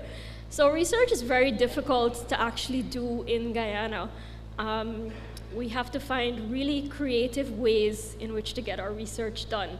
So unfortunately, as a professor at a university, you have to do research to get promotion, but in order to do that, we tend to have to go into our own pockets to do the research. Because yeah, there is no kind of real funding from any government institutions as such. There are a few, maybe we might work with WWF or Conservation International. Those organizations do support some of the work that we do. But the University of Guyana barely survives, financially it barely survives, so they don't have anything to give us for research. So in terms of science and technology and policy, there is some hope in that in 2014 we established and we were able to sign off on the National Science and Technology Policy and Plan. This was supported by UNESCO. The Caribbean Academy of Sciences was involved in that. Well, members of the Academy were involved, as well as people from the University of Guyana. And we did have also a policy in 2015 for education for sustainable development, which is channeled through the school system, high schools and the elementary schools. There was also a National Science and Technology Council, which was, I guess, a national body that used to advise the president on all things science and technology. However, that has not been functioning since maybe 2012. More than 10 years now, that council has not met, has not been doing anything. The body is there, the structure is there for it, we just have not been able to get the council to move and to be able to support science and technology for Guyana. And I do believe if we are able to get that council moving again, we will be able to push for more bridging of science and policy, hopefully. So with all that being said, though, there is a silver lining, which is Guyana is very committed to conservation. I did show you a picture here of one of the gold mining districts in Guyana, but it's to say that we do have some illegal mining, gold mining happening in Guyana, but we do also have a few things in place to help us with our conservation. And some of these I actually wanted to highlight earlier today, but I think because of my language barrier, I wasn't able to contribute. But we actually have this Guyana-Norway agreement. I know Professor mentioned Norway as being a really educated country. It's a very rich country. So in 2009, Norway and Guyana signed an agreement to basically Norway is going to give Guyana money to make sure we don't cut down the forest. So we were able to benefit from about $500 million US for maintaining low rates of deforestation. And so it's one of the reasons, in fact, that we still have more than 80% of our land that's being forested. So that agreement is still ongoing. And we are set to receive another lump sum of money in July, which was just last month, provided that we met all of the indicators and the targets. So directly from this Guyana-Norway initiative, the low carbon development strategy was also introduced. It's now being extended to 2030. So this strategy basically takes the money that we get from Norway and it puts it back into projects and community development, particularly indigenous communities. So a lot of indigenous communities have been able to benefit from maintaining the forest cover, from maintaining their traditional practices and ensuring that the country, the forest around them is maintained. So the money comes from Norway, comes to us in the government, and then it goes back into the indigenous communities. So this has been ongoing for some time. And then recently, last year, we have another program which is Art Trees. This is directly related to REDD+ as well, which is the reduced emissions from through forest degradation and deforestation. So the Art Trees project sells carbon credits. We've had one of the oil companies that's extracting oil from Guyana actually buy carbon credits from us to the tune of $750 million US. We didn't get the money as yet, but we're going to get it soon. So the Art Trees project is also going to funnel into the low carbon development strategy. So I want to say that there is hope. There are some strategies out there. Of course, these carbon credit systems are not perfect, but there is hope that you can have the oil companies and the richer developed nations contributing to maintaining the forest cover. The models are here already, and Guyana has some models that we can emulate if needed. And then there was also just one called the Green State Development Strategy. That one is not functioning anymore because it was overtook by the low carbon development strategy. So I'm really happy to share some of this with you. Of course, now Guyana is no longer considered a developing country because we have oil. And the World Bank actually recently categorized us as being high income. And so we're no longer able to benefit from a lot of the things we used to before. It's high income, maybe for the government, but not for the people as yet. So, anyways, so some of the challenges we have are very similar across the board within the Latin American and Caribbean countries in terms of the challenges that we have for science and technology. Number one, it's human resources. Our professor from TWAS earlier today spoke about brain drain. Brain drain is very real in Guyana. We have a small population to start with, and then a lot of the qualified people, they go off and they live in America, they live in Canada, sorry. And so that was prior to oil and gas. And now that we have oil and gas, we're actually losing the talent from academic and research to oil and gas. I was actually recruited by oil and gas as well, but I turned them down because I love the environment. So our human resource is a big issue in Guyana, and just the human capacity and institutional capacity. We've recently come into a lot of money, and perhaps the institutions and the systems are not there to really support the kind of spending and the kind of development that we need. So this is something that we have to work on. And of course, I mentioned this one, there's very little support for research and even less technology transfer. So while we at the university might be able to do lots of fantastic research and develop new technologies, water, for example, I have a colleague who does a lot of work in water remediation and conservation. She's not able to actually use some of that technology that she's done so much research in the real world. And so lastly now, I want to commit that the Caribbean Academy of Sciences and the Caribbean Academy of Sciences Guyana chapter wants to advocate, and we will advocate for increased cooperation between government NGOs and scientific institutions.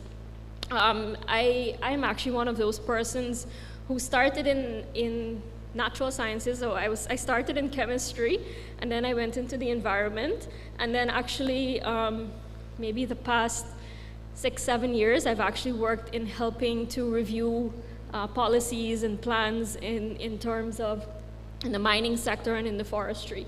So the small pool of people that we do have, we're called on to do many things, but some of us are able to help bridge the gap between science and policy.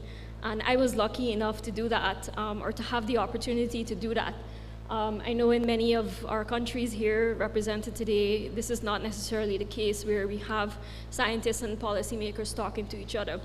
But the beauty about Guyana is that it's such a small country that we are able to talk to each other. And I've been lucky enough to be one of those persons. We also want to commit to integrating scientific knowledge in policymaking, and of course to support any collaborative efforts that any measures that we make a commitment to from this meeting, that we are going to continue to make sure that the Amazon rainforest is secure and ensure that we can benefit from all of the many benefits from the Amazon rainforest. In fact, we know in Guyana that without the Amazon rainforest, we would not even be able to survive on where we do survive, which is on the coast of Guyana. Most of the population lives. And without all of the sediments coming down from the Amazon and depositing back on our lands, we wouldn't be able to live on the coast. And so we recognize that the Amazon is very, very integral to our survival in Guyana. So we are committed to supporting that. And so with that, I'd like to thank the organizers for inviting the Caribbean Academy of Sciences to be here today. And we look forward to more collaboration. Thank you.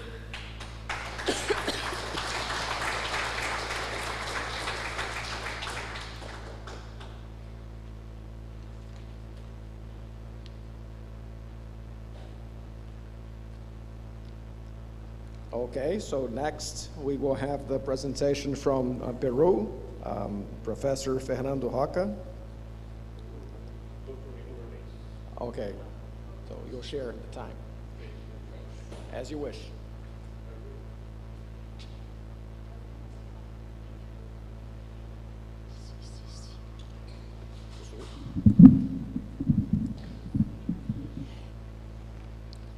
Muy buenas tardes. Ante todo, quisiéramos dar el saludo. First of all, I would like to greet from the President of the National Academy of Science, Dr. Alberto Gago, who is in Valencia, Spain, with a work of physics. And it is an honor for us to be here. And then also water and part of all, and we also share the presentation. And first I'd like to show you the extension of the Amazon basin. Not that it is the largest, and that the Amazon River is the monarch, the king of the rivers, at least in the university. But we do not realize it's twice the subcontinent India, twice India. And when you do not want to play with the numbers, just say it is huge. In Peru, for us, we will share them the context of the Peruvian Amazon, the part of science, and commitment and policies, such as a framework, because we must have profit for the construction of those sources. And the challenge.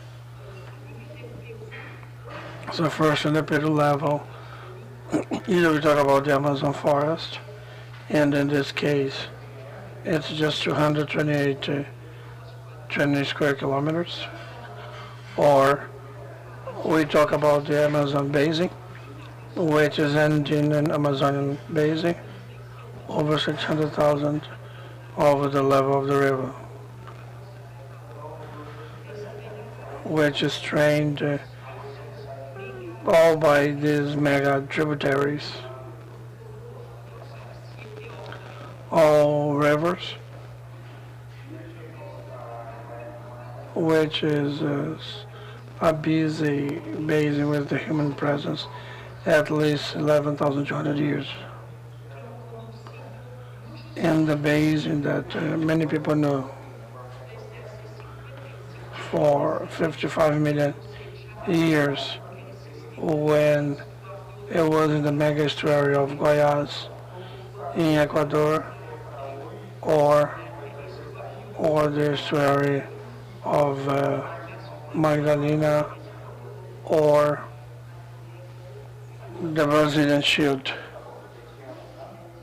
with the incidence of the Andes. It is one of the sites that I like the most in the Amazon. In Malaga and Cusco, it's phenomenal. They are in the Amazon forest with all glaciers. I can hardly listen to her because she's talking out of the microphone. And it is difficult to like make feel good. I cannot understand her because she's way far from the microphone.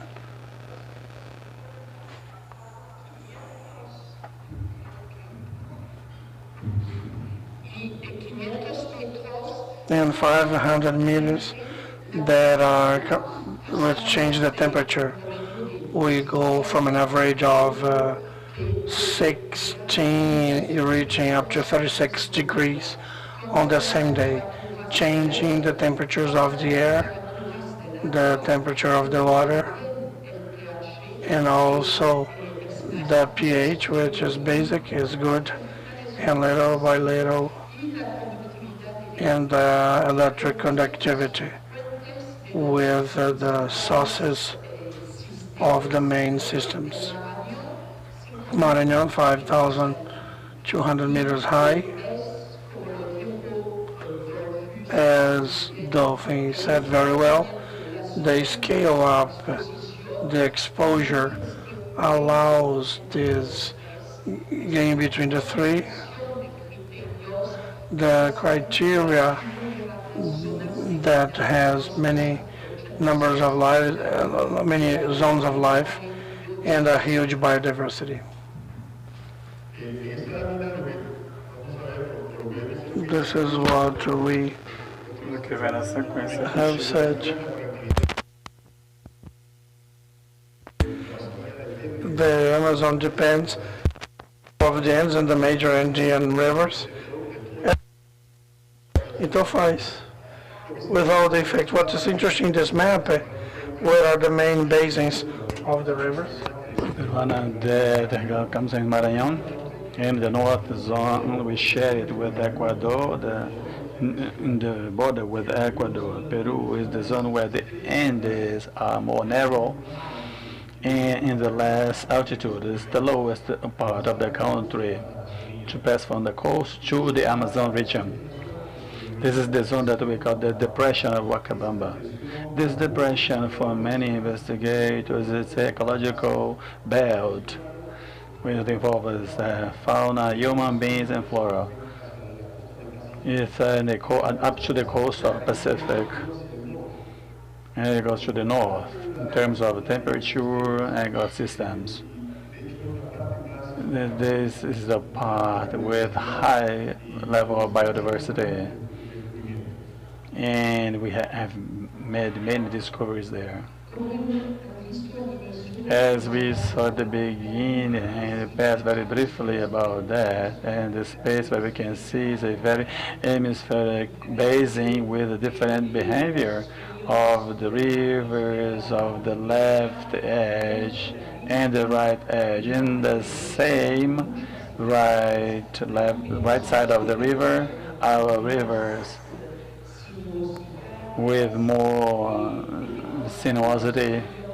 We have rivers that flow slowly. Each of them is really a wonder once they contribute differently. And we also have a different system of Madeira, for example, Madre de Rios, Beni, Bolivia side, Madeira in Brazil, and there is nothing to do with the system of Rio, Caiali, and the Maranhão.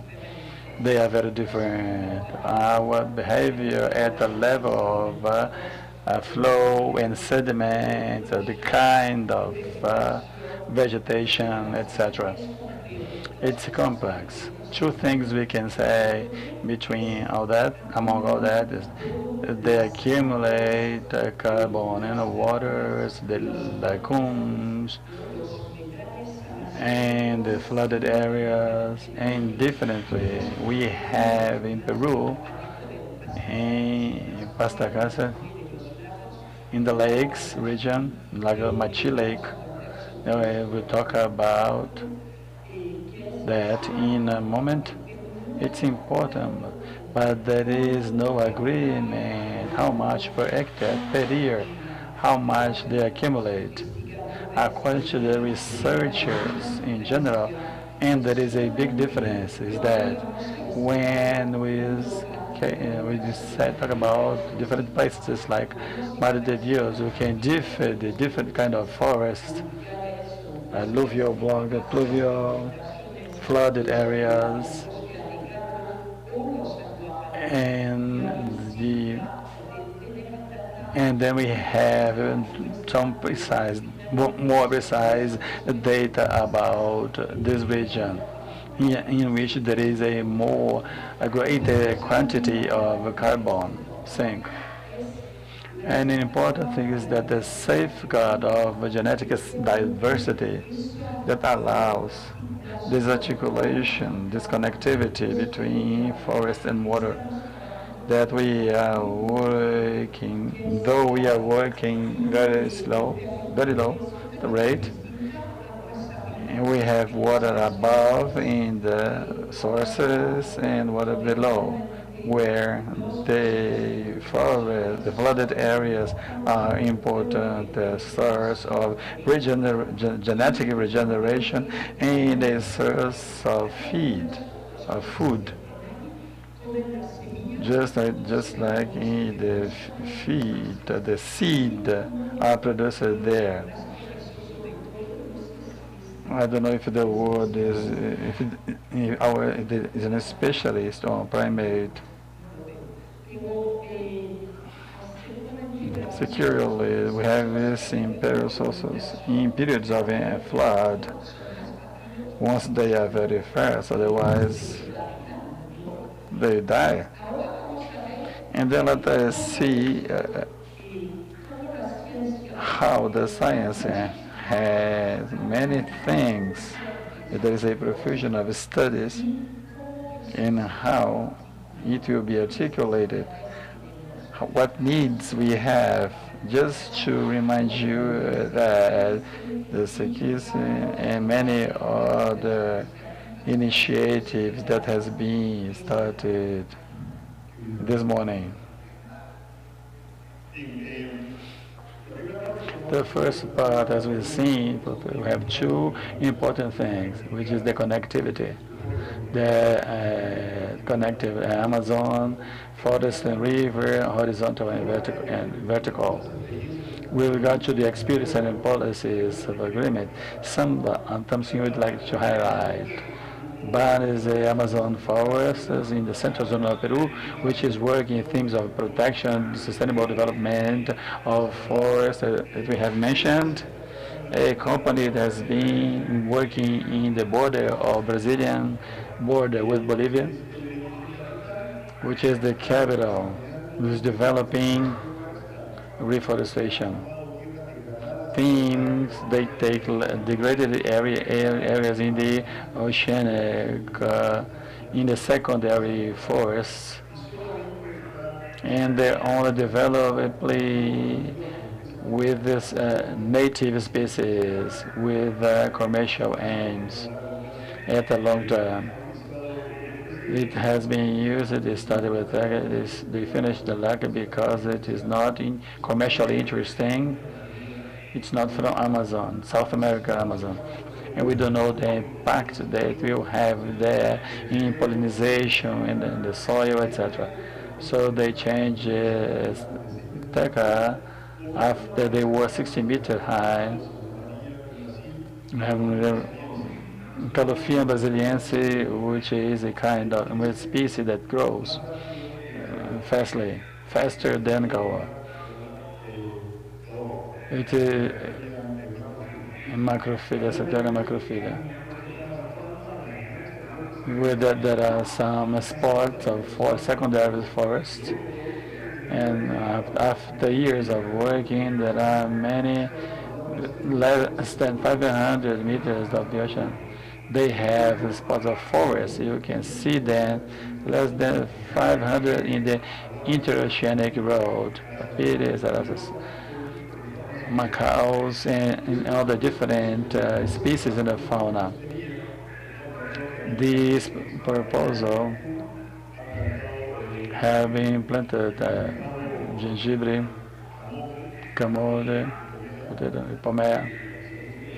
Is that the one used there in the general, or by the calculus of economic effectivity, we had to calculate 20% of the population because the animals enter the plantation and eat what we plant. The Research Institute of Amazonia, Peruvian Amazon, in Quitos, it's a kind of IMPA, but at a Peru scale. They have interesting works, just like how to sex Arapaima. They work with Arapaima. It was difficult to sex them to reproduce. Now we can distinguish what are the male and the female Arapaima. We have had results on that. And a talk the carbon poles. It was the first institution in South America and in Peru. We have received a bonus of carbon since 2012. We have a laboratory of genetic, forest genetic. And the last we had a very interesting experience is the theme of agreements and policies. And we show you what's not good. This in Catera, it's saying the hotel chains. There are some natural zones, and they work with ecotourism, and they have an NGO that works in native communities, and they have succeeded. Though the pandemic period, they live on tourism. The activities of researching, they have developed some. They succeeded in 15 fronts. They have a green lab, it's the only in the South Amazon, Peruvian Amazon, that analyze all the genome of the plant, existing plants there, with the giant snails, and now have worked with the Amazon. They have working with other things, inventory of birds and flora and fauna in the South Amazon. And there is a French researcher that's working. There is the greatest biodiversity of palm trees in Amazon is between Bolivia and Peru. 90% of the whole palm trees we can find in the low and the highest Amazon region. So we have a genetic data bank about that. They were developed developing this information, raising this information of different species. And they maybe disappear due to the excessive cultural use. So that there is a great demand. We eat the fruit. We use the palm tree, we make hammocks, bags, etc. So some vegetable species are in risk, are almost in endangered species.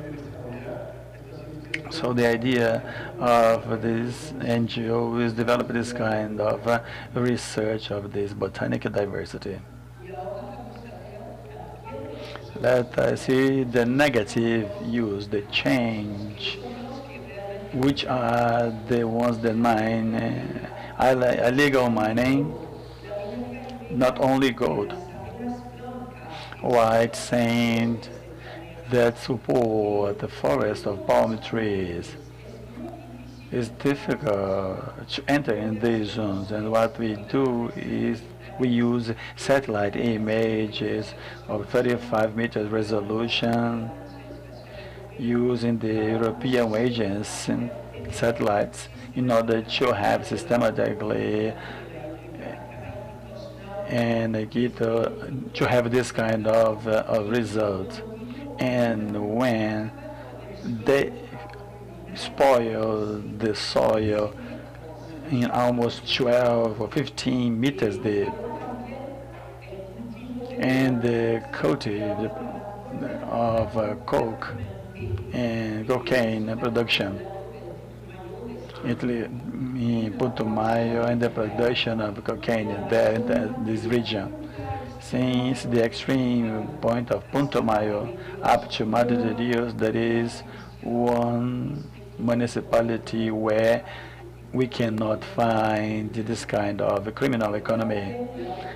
And then we have the illegal logging and trade, dealing with just not with all the community, but they corrupt part of the community. They make promises when they come the rain, we take the wood and pay you, but they never pay the indigenous for that. And they reach the borders, and that will be something to be studied. This illegal logging, in combination with the cocaine traders, illegal deforestation, and then we have illegal fishing. We kill the fishes with using bombs, but kill them by explosion.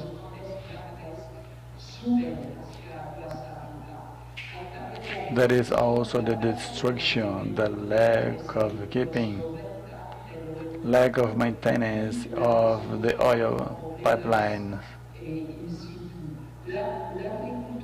The agri-intensive agriculture, as it has happened in Bolivia, the Mennonites, and presently they are built in the north zone. In the agriculture of shriving, of burning that impacts the forest and the land traffic at public and private sectors involved. We see them to work by drone in the peripheral urban peripheries.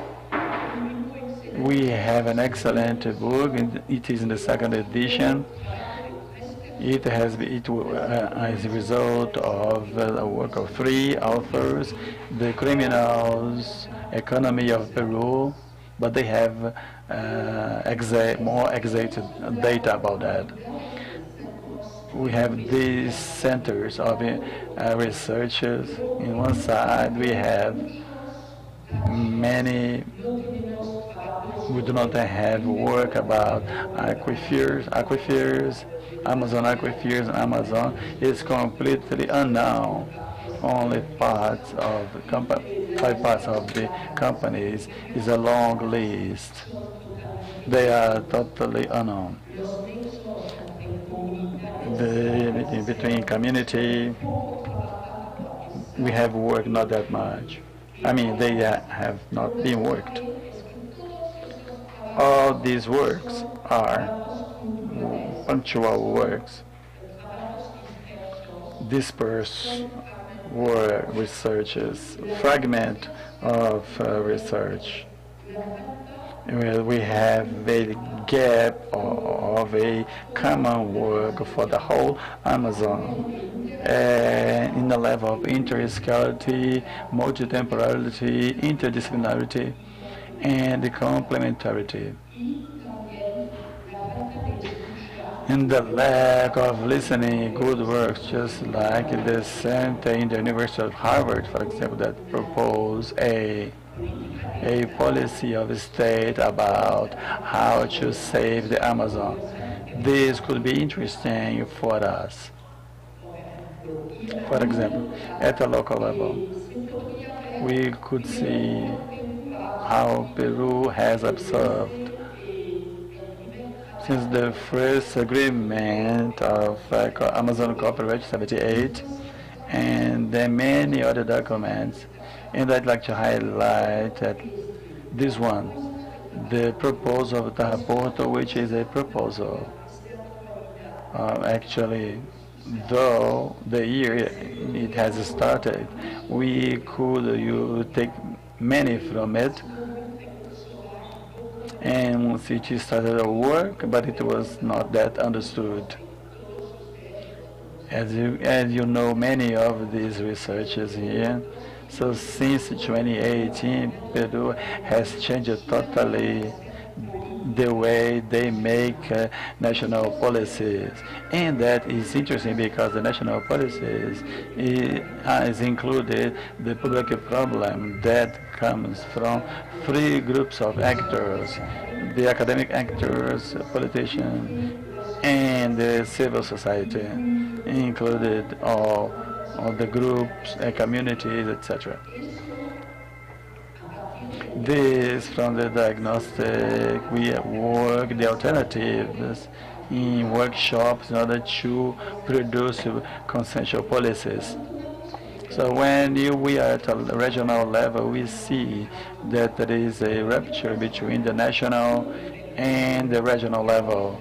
And at the regional level, we still have, since 1950, the high and low of creations of institutions that go together with the creation of, with the part of the process of colonization that correspond to intense deforestation. And since 2000, the creation of forest reserves, just like China, and how the international cooperation has attempted to avoid the failures was due to the lack of work without the participation of indigenous. There we see that there are many challenges. One I'm going to mention, and I'll let the conclusions for my fellow here. I'm talking about the creation of a database, big data, high percentage, which articulates with the observatories in the Amazon, and an excellent observatory of all observatories in Japan, which calls about sediments in water, flora, fauna, and kind of species. But we do not have articulation to distinct levels. You see the proposal to create a common system of information, a articulated system of information, and it means governance, a better dialogue between the biophysical observatories and socioeconomic observatories, interdisciplinarity, creating clear protocols and clear and objective, clear objectives, because we cannot have We cannot have a lack of memory, and we want to avoid it. And just to finish, what we claim is to have the ecological restoration. This is what we want. We have these 5 lines.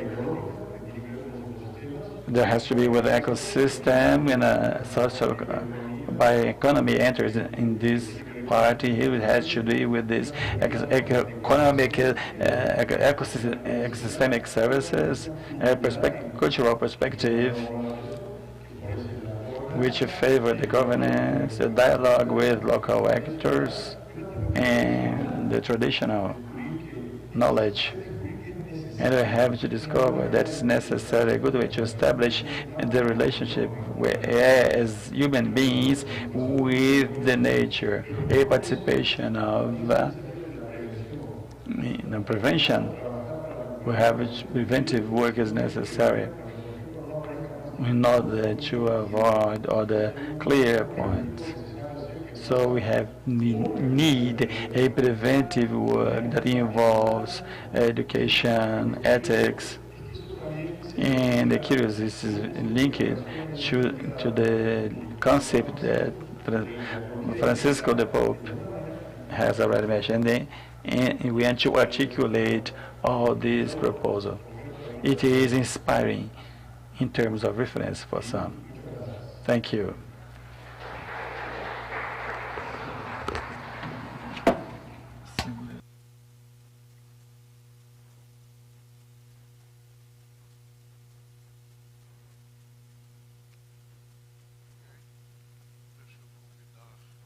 Ahora tenemos Suriname na terceira sede.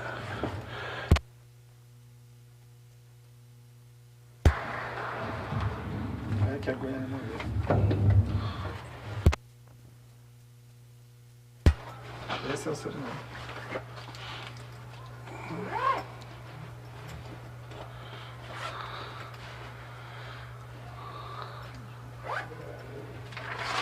Esse aqui pelo entrega, talvez ajude.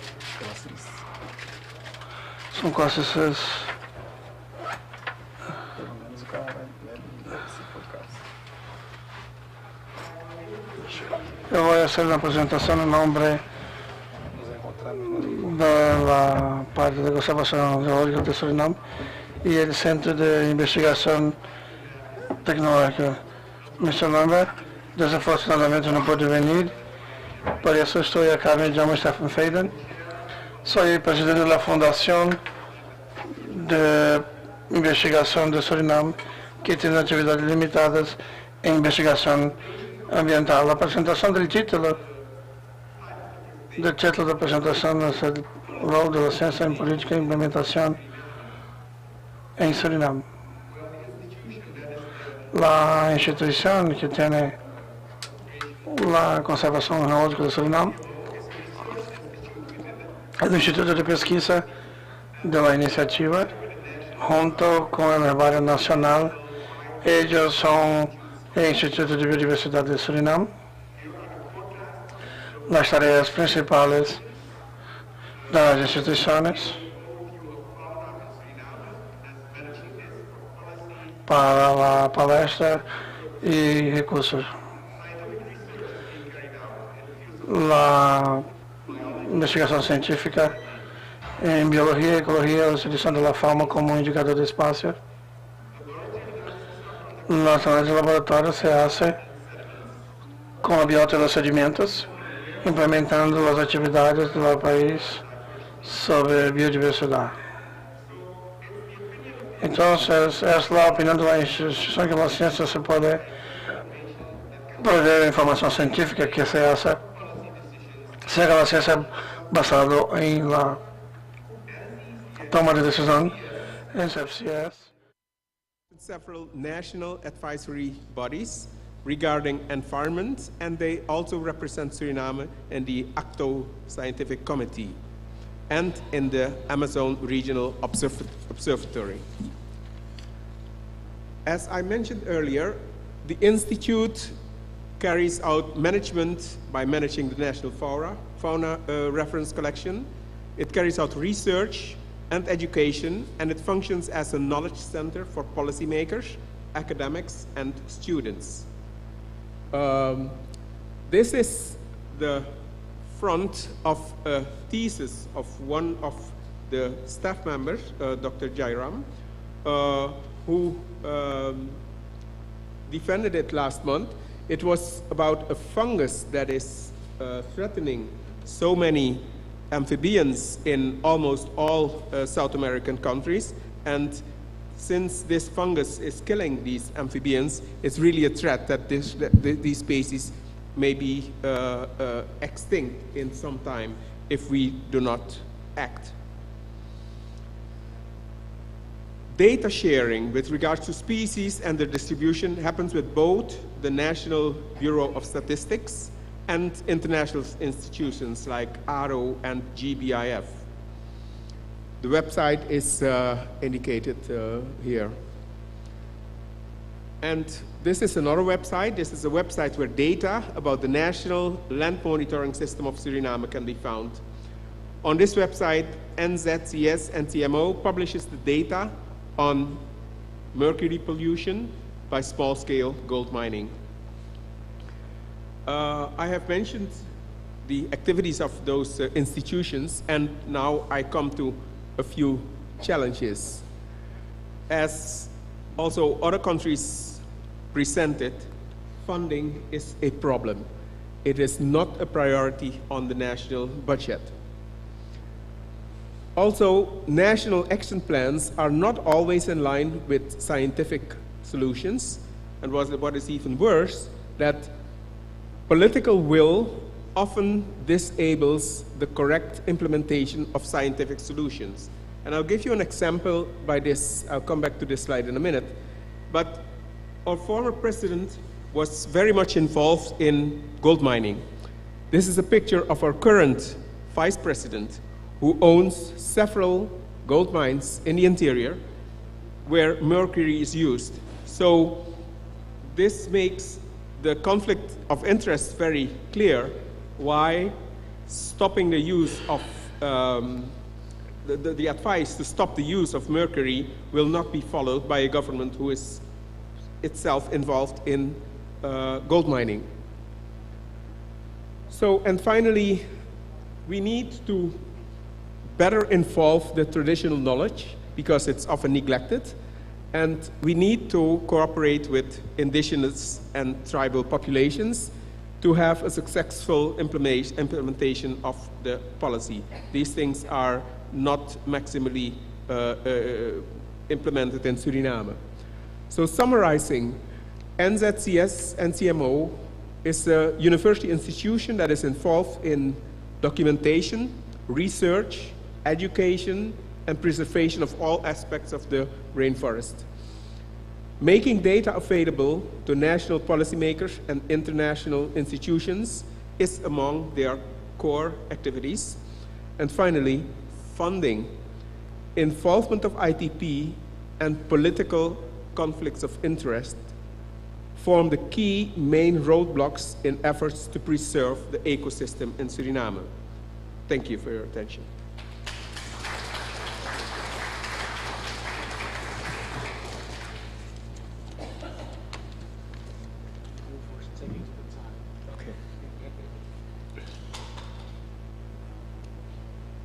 Okay, last but not least, Professor Ismardo Bonaldi, he's the president from the Venezuelan Academy.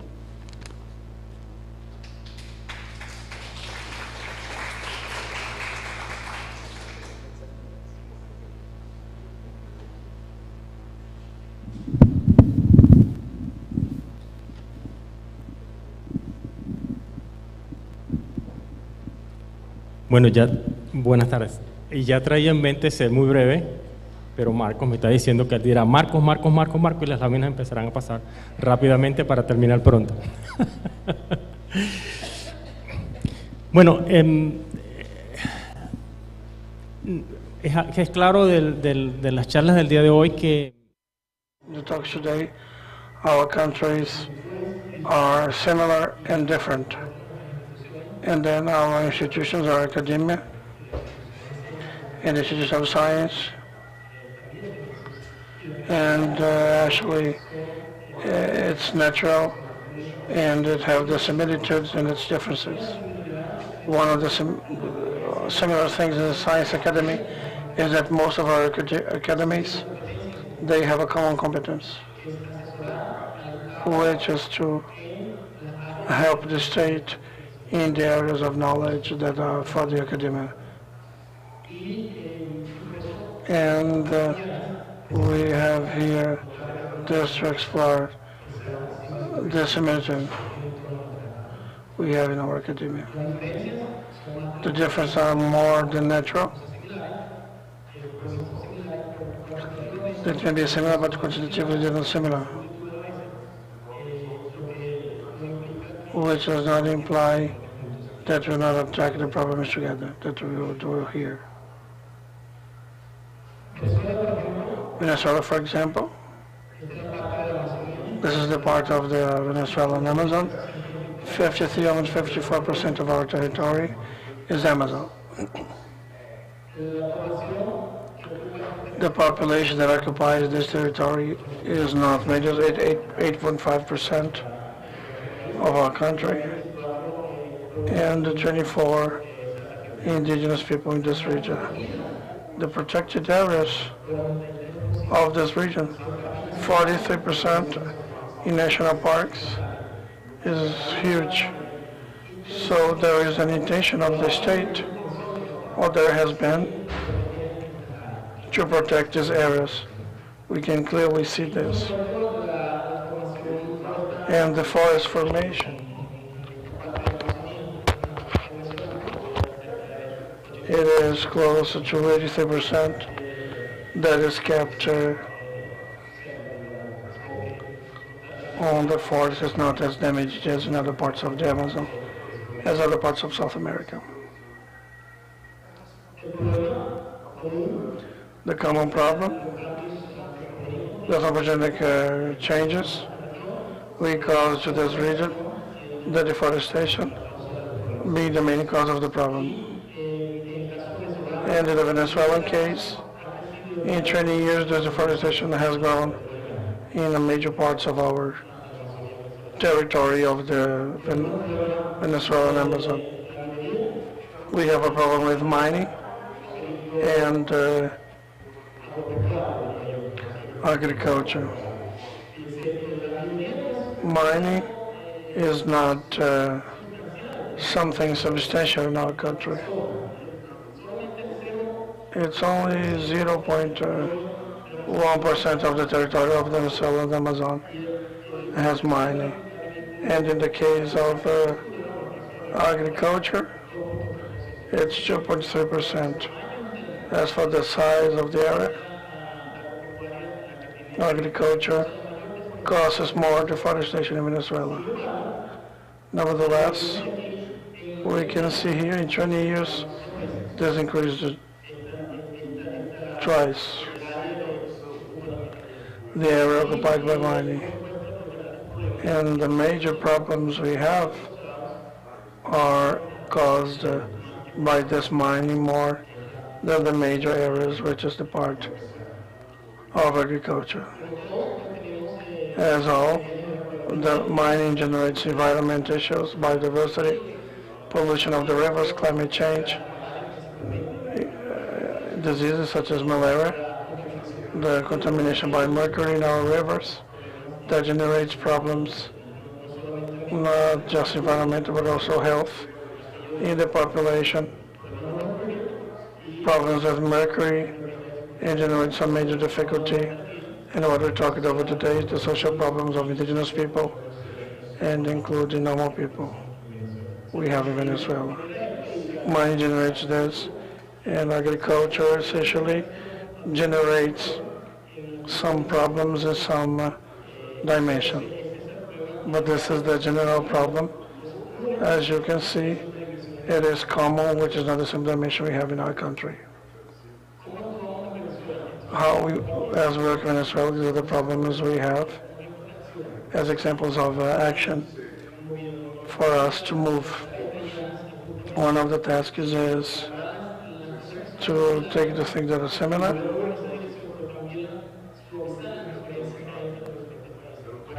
for the different countries, so the initiative may have the sense to each transfer the things, the similar things, but also make it suffer, and then we get that with the difference we have in each country. In Venezuela, for example, there are 3 main actors: NGOs, some of those I mentioned here in particular areas, in the ones that are working. The NGOs, as in other countries, we all know the political difficulties. Venezuela has NGOs have been formed as a response of society to governmental actions. And not just in the case of environment, but also human rights, economy.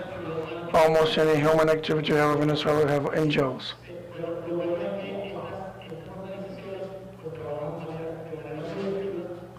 We have an active way, some more active than the other, that are very active in the mining sector, get the information, show the reality. There are difficulties, not necessarily using science and technology, generating this type of information, and informing about what's happening, how it happens, quantifying the problem, this type of action, and then you will use it in the part of deforestation. So these organizations have been very useful for Venezuela in the government of Brazil. But what concerns the environment and the work with science is very useful what these people have done. And we have this Academia of Science, Physics, Mathematics, that have 2 main areas of work. One is climate change, and there is another learning here that is valid for what we have in this initiative. And aqui it's important for Andrea and Maria Alexandra. What is the strength of the Academy of Science? I guess in Venezuela we have other academia. We are not the academics who are there. It is the capability of calling the experts and maestros and technicians who know this. This is the strength of the academia. And then I see that in all parts, because it's not just the Amazon. In Venezuela have multiple problems. The Academia of Science has many problems, but just to take the initiative, supervise it, put it into practice. But we have the professors, experts in the area, and this strength is the one we have at the disposal of the institutions such as ACA, SPA, or any other institution. And then I have to say that to Andrea, and it will be the same in Ecuador, specifically for Maria Alexandra. This capability is at your disposal, not just in the academia. It's all the people who are in academia because of a particular problem. And here we have an example, climate change. The lead institution of Venezuela working in climate change. What do they do in academia? Something like what IPCC does. IPCC. Simply, we take the experts from Venezuela, we put them to work with IPCC, and we get all the information on climate change in the country. Someone who, I don't know if it was Maria Alexandra, if it takes too much time from going to one information to the other, Academia has for 2018 produced 2 volumes of 600 pages each, and one summary for those who do policy in the country of 20 pages. The next year, I won't be in the presidency, but the Academia will produce other 2 volumes with the updated information of other 550 pages and another summary of 520. What does the Venezuelan government does? Nothing. And they know it exists, and it is their work to do it. And there is no interest to get that. and then you are in other countries. But then we have a sample for youth because it's a consultancy for them, because it is ignored, such as many other things, such as climate change.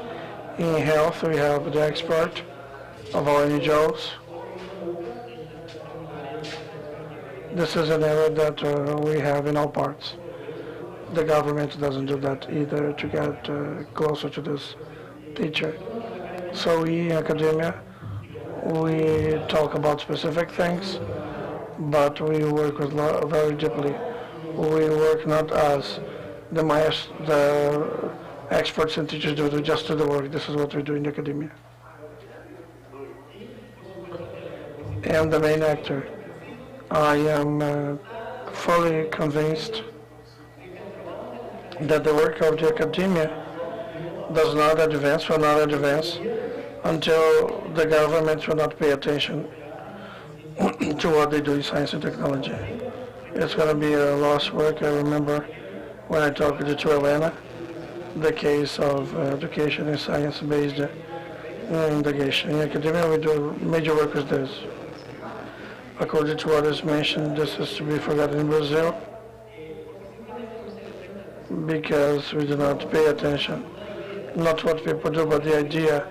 I want the government to do strictly what we think, but listen, and that they do what they are supposed to do positively, and that they go ahead for the country to advance. Till the government will not pay attention to the people, nothing of what we do will work. This is very important. All here we have talked about the problem of illegal mining. Venezuela is specific. It's because legal mining is a problem. Illegal mining in Venezuela is so dramatically bad. I don't know if there is something dramatically good, but nothing dramatically bad as illegal mining.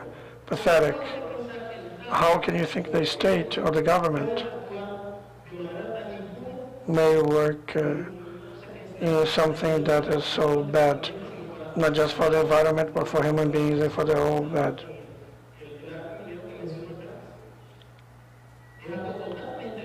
And then this is fully legal, and this is devastating, just like illegal mining will not define illegal mining.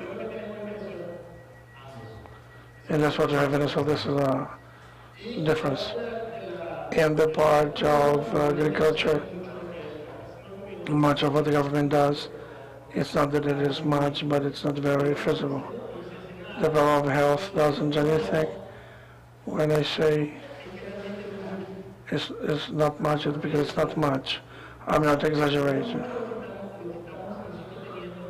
And what we have in the Venezuelan state, and also include the legislative, because in the past we had an assembly that was not favorable to the executive, but now we have it. And then in both cases, it is opposite, because they do nothing. So the problem in Venezuela are serious in that sense.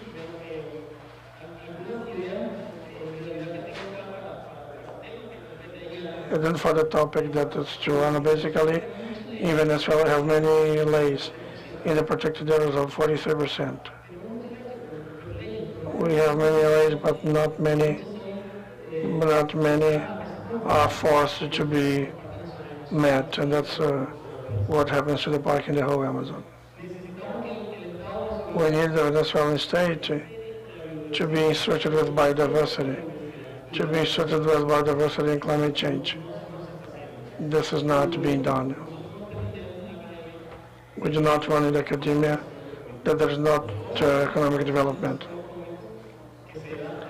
It has to be friendly with the environment, not just with the environment, but society, because we have many social problems. Because of this type of economy, something fundamental that we have, that we are requesting you to listen to the scientists, for your policymakers to meet, talk to us, produce knowledge, to see how we make better decisions. A fundamental problem, at least in the Venezuelan level, the policy cannot be those things. And in Venezuela, I'm sure, just like the other countries, that the policy is always ahead of the problems in our countries.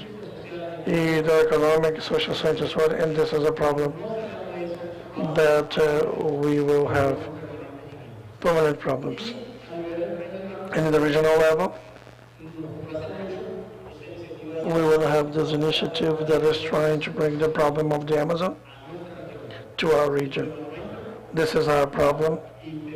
First of all, we have the capability. We have the scientific capability to face it. We are not saying administrative by this time, but we do have the scientific capability to find it ahead. And the other countries that have more scientific learning will always be welcome, but we have to work because of our Amazon. And the particular case, the legislative pact was not signed by the other country. It is part of the inhabitant of Hector. It's not Venezuela, but the legislative pact was not, but I don't know how it's working in our countries in that sense. Maria Alexandra knows what I'm saying, and we have to design the interventions to recover what is degraded, and for this part it is essential for our participation. And I guess what we're dreaming of is somehow with this initiative of Kari and Elena to listen to us so we may recover. First recover what we lost and not lose what we have in hand. Thank you.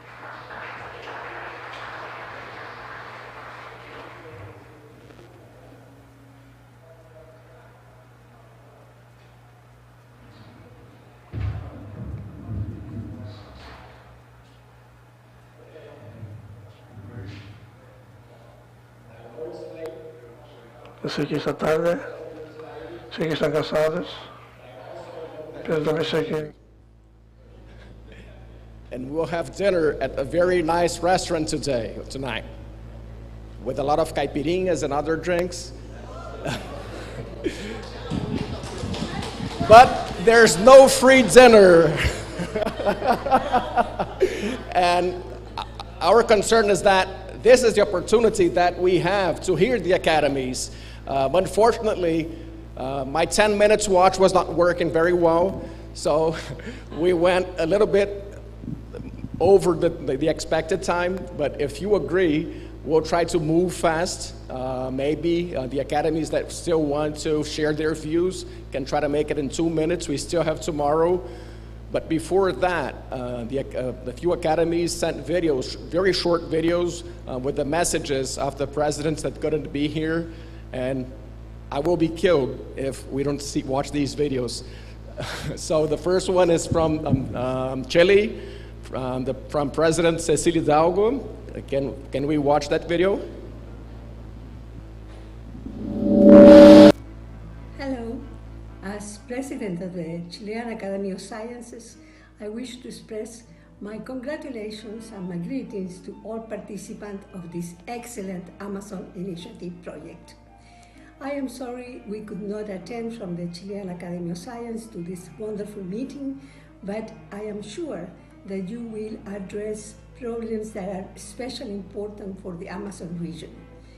We know that we face very important problems in the world in terms of climate change and the challenges that this presents to humankind. So it is especially important to address the forestation of the Amazon region and to preserve nature in its more pristine ways in that region. So congratulations to all, and I wish you an excellent meeting. Fast. So now we'll hear a message from the Cuban Academy of Sciences, Professor René Capote. Un saludo desde la Academia de Ciências de Cuba para identificar oportunidades de colaboración con la iniciativa Amazonas desde las experiencias cubanas para conservación y manejo de la biodiversidad. Yo, como botánico, ecólogo y miembro de mérito de la Academia de Ciências, profesor doctor René Pablo Capote López, afirmo que la historia de nuestra institución, fundada en 1861, entre las primeras de su tipo en América, y reconocida en los años 90 como institución del Estado cubano, posee fortalezas para la colaboración con la iniciativa Amazonas Ianas. Las experiencias cubanas se fundamentan en los valores de la biodiversidad nacional como provincia biogeográfica representativa del patrimonio regional y mundial, respaldada por las prácticas de conservación y manejo de nuestro Sistema Nacional de Áreas Protegidas con reconocimientos internacionales, principalmente en reservas de biosfera, áreas de patrimonio y sitios Ramsar, así como en el cumplimiento de los compromisos con el Convenio Internacional para la Diversidad Biológica, con los informes de país desde 1992, como contribución a los objetivos del desarrollo sostenible. Ponemos a disposición de la iniciativa Ianas, Amazonas, nuestras experiencias y la posibilidad de identificar oportunidades de colaboración. Muchas gracias. Professor Susana Lizano from the Mexican Academy of Sciences. Dear friends, I greet you all, presidents and representatives of the Academies of Sciences of the countries of the American continent. The Mexican Academy of Sciences endorses the Ianas Amazon initiative to support the efforts for sustainable and equitable development of the Amazon region. We are convinced of the urgent need to preserve this region that is crucial for the survival of all the world, taking into account the economic and development needs and the cultural diversity of the people. I am sure that this is possible making use of scientific knowledge and with the research fostered by our academies. I wish you all a very successful meeting in Manaus, so that through Ianas, we will be able to provide policy advice to our governments in this urgent matter for the well-being of the people in the Americas and in the world. Thank you.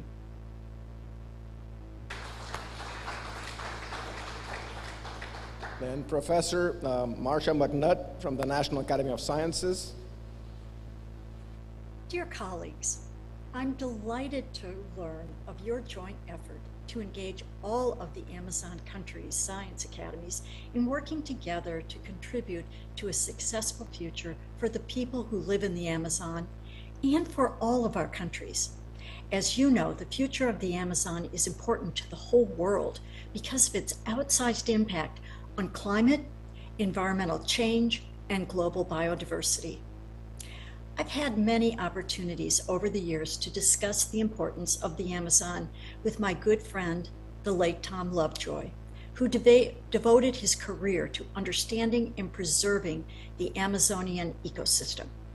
One of his successful strategies was to invite people of influence to visit his field camp in the Amazon, following the advice of Baba Diome, who famously said, "In the end, we will conserve only what we love. We will love only what we understand, and we will understand only what we are taught." This gathering is just such an opportunity for teaching, understanding, loving, and conserving. All of us at the National Academies support the efforts of the Ianas Network and the engagement of National Academy of Sciences member Karen Stryer as co-chair. We are very grateful to our friend, co-chair Helena Nader, and to Karen for their leadership and for suggesting the Amazon initiative. The challenges faced in the Americas region make the work of Ianas more important than ever before. Ianas has worked together on engagement of women in science, on water issues, on clean energy access, and on science education. The priorities Ianas chooses in the future will be critical for the region and for all of our countries. A key to meeting our common local, national, and global challenges is engaging early career scientists, engineers, and medical experts. Giving these current and future leaders a chance for broadening their science perspectives, building their personal networks, and developing their leadership experience is one of the best things our organizations can do. Our staff expert Daniel Plott will be participating in the meeting in Manaus, and I urge you to think creatively with Daniel about who can be engaged from our countries in the Frontiers Workshop, which is now being planned. I'm sorry I cannot be with you in Manaus, but I'm excited to learn how ongoing National Academy of Science initiatives might connect with the Ianas programs that emerge from your meeting. Good luck and thank you.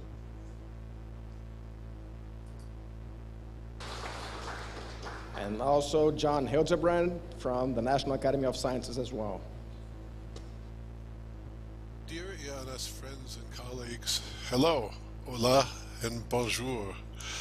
Greetings from Tucson, Arizona, in the Great Sonoran Desert. Nearly a decade ago, I began my service as the International Secretary of the National Academy of Sciences. I immediately became familiar with Ianas, and by now, the Ianas network feels like a big family sharing our hemispheric neighborhood. I value and applaud Ianas' past and continuing efforts for resilience and capacity building throughout South and Central America and the Caribbean. And now I share with you a sense of possibility and urgency as the new Amazon initiative gains momentum.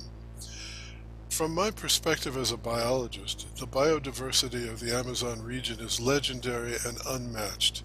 What's more, with the Earth's largest tropical forests, Amazonia has served as a critically important carbon sink. Characterized as the lungs of the Earth and a sanctuary for biodiversity, Amazonia is an irreplaceable treasure for our planet.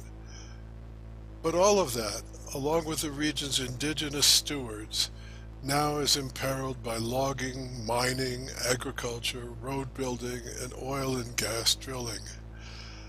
I'm excited and proud that Ianas will do what it can to conserve and protect the unique treasure that is Amazonia.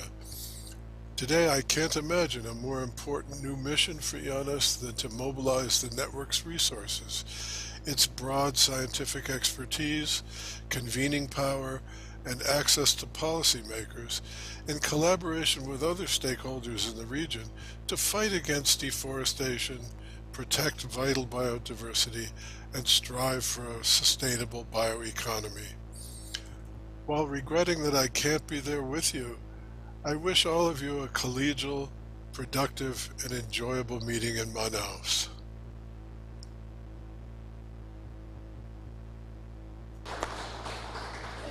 Okay, now we will ask the academies that wish to share their thoughts, maybe like 2 minutes each. Carlos Valario from Argentina, would you like to?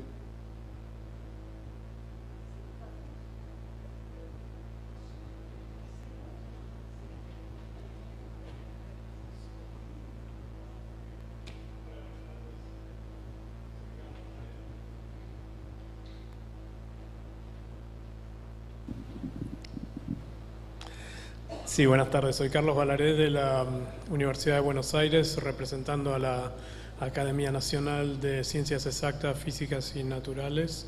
Nuestro presidente, el doctor Víctor Ramos, manda saludos y desafortunadamente no pudo estar acá.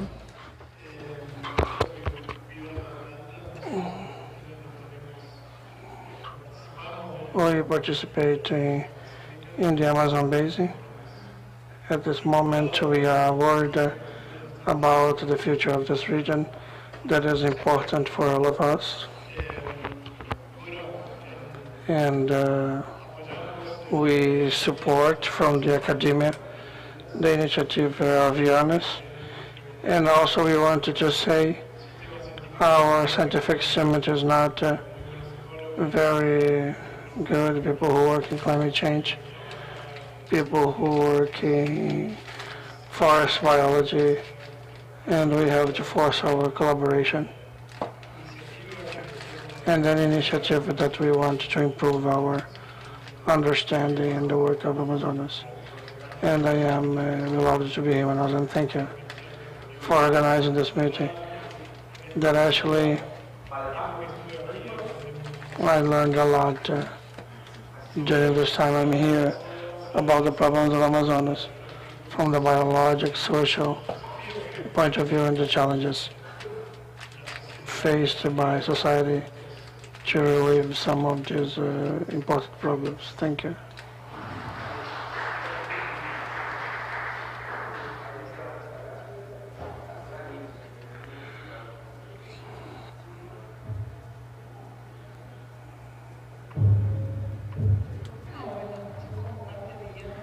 As part of Ianas, first I'd like to congratulate Elena and Karen for this meeting and the support from the Brazilian Academy. What we have with this work that we have done, I guess indeed I could not have an idea there is an opportunity that form the ones that continue in the Amazon to get to this cooperation. In this cooperation, we have several institutions that are working in all the countries together. So it has to be in the power. Another point that we'll discuss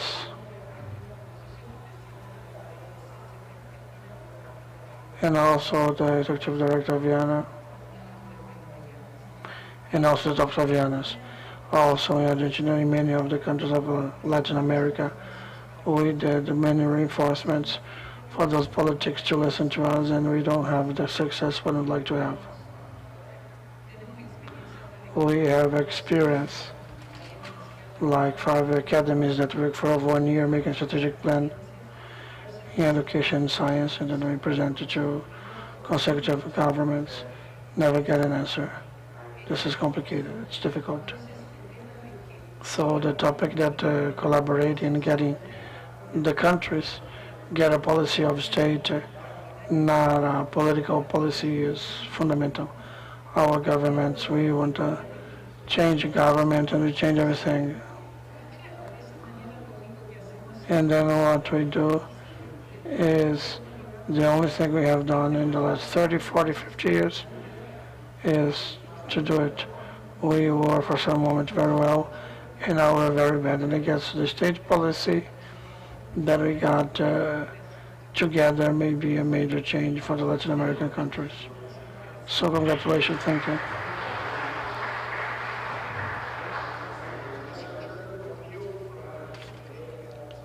Professor German de la Academia de Ciências.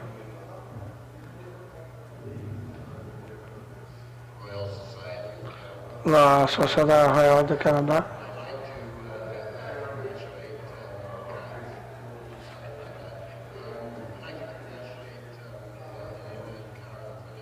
Voy a hacer la continuación de Elena de esta iniciativa y también es muy diferente de otras academias en el sentido que no somos solamente científicos, tenemos una sección.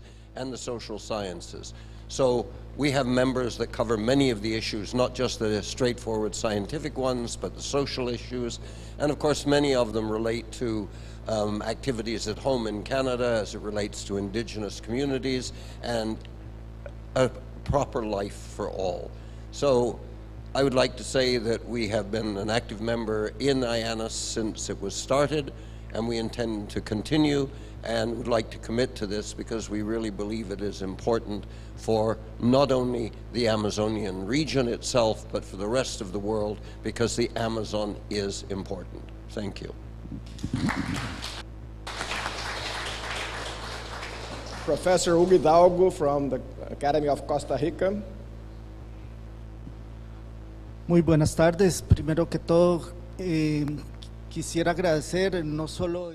I'd like to thank on behalf of Academy of Sciences, the President, the author that is present here, and my person who came to represent the Science Academy of Costa Rica.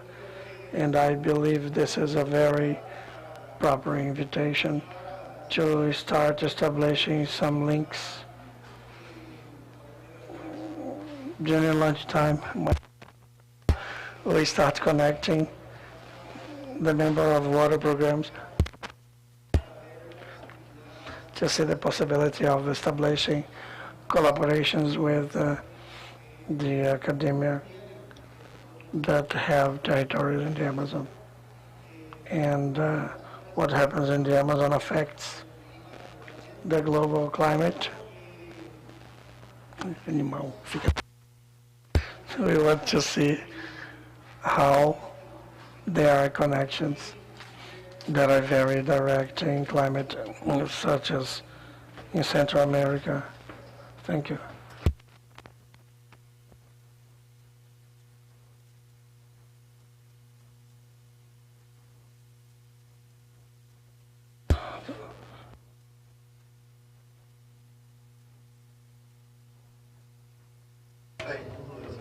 This is greeting the President of the Science Academy of the Dominican Republic.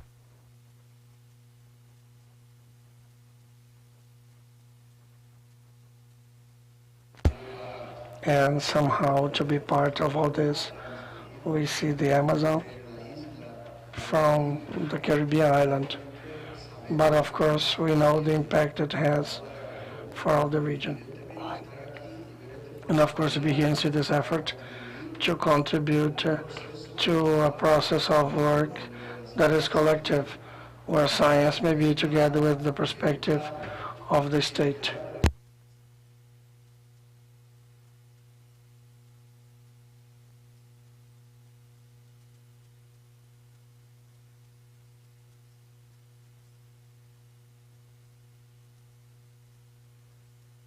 That's for the friends. It is in the order. With the state making incidents with executive power, with the legislative power, and this experience is at the disposal of integrate efforts that is a contribution for the world in terms of conservation. Thank you very much.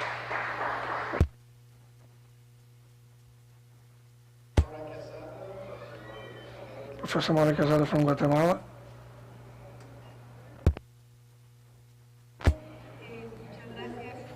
Good evening. Thank you for the invitation. On behalf of Dr. Ada Franco, the President of the Academia of Medical Natural Science and Physics of Guatemala, we make the invitation. Actually, it's an excellent proposal if we want to work together with a huge territory such as the Amazon to give us that. Y con problemáticas similares. Similar problems such as Mesoamerica, in the case that we come from Central America, and that much of what impacts the Amazon also impacts in the political and ecological level in our region. So I guess this initiative in the Latin America level, especially the American countries,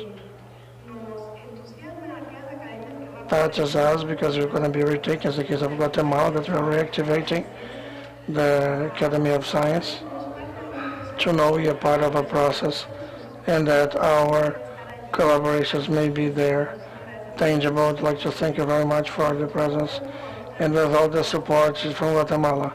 We are here. Thank you very much.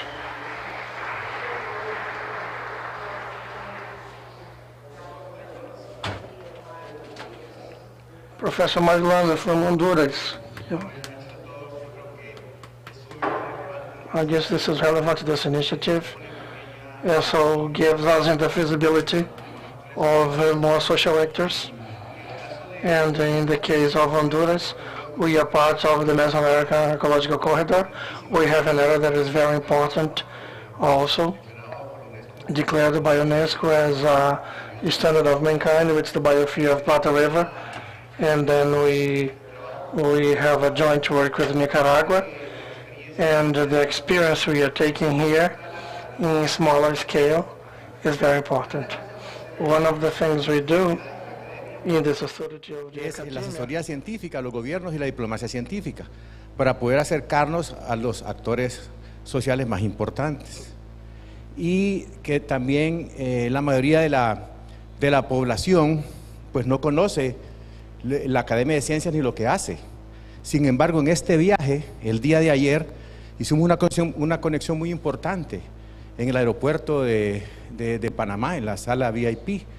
Así que vamos a empezar a asesorar a la Selección Nacional de Fútbol, nuestra Academia de Ciencias. y ustedes lo tomarán como broma, pero eso va a ser algo tan espectacular que todo el mundo, todos los que son amantes del fútbol en todos los lugares van a conocer la academia, porque vamos a empezar a trabajar una cosa que estamos impulsando, que es la inteligencia artificial generativa. Así que ayer con el entrenador de la selección, mientras esperábamos, empecé a trabajar con él el tema de algunas cuestiones muy interesantes, digamos de las debilidades, empezamos a analizar las debilidades de la selección de fútbol de Honduras, muy interesante, y entonces le dije, eso se puede resolver, ¿qué ideas tiene usted?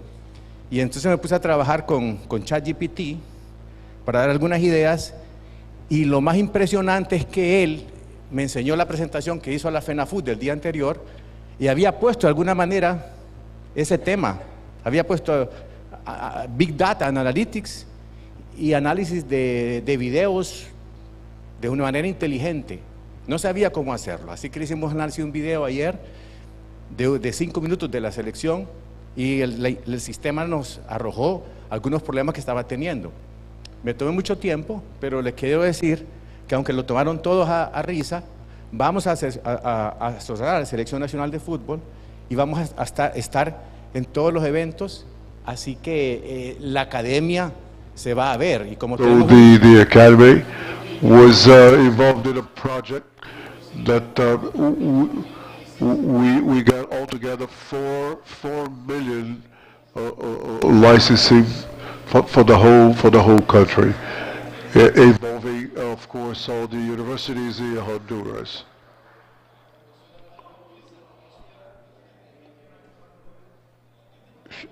Nicaragua.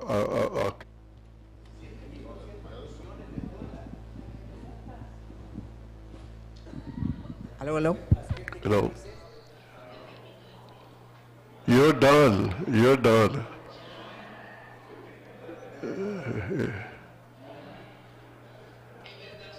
It's true. I'm a lawyer. I have 30 years that I've been working with the indigenous people in Nicaragua. So this meeting has really touched my heart. Everything that I heard here, that I learned, it has to do with my living. This relationship between the land, the environment, and the indigenous people, all the nature. This is a way of life. Those are a land of life, a tradition, culture.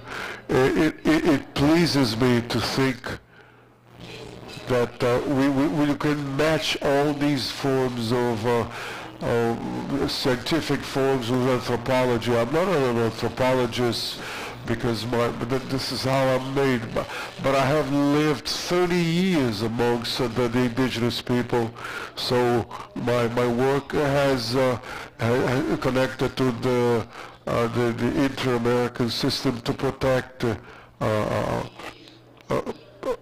indigenous people.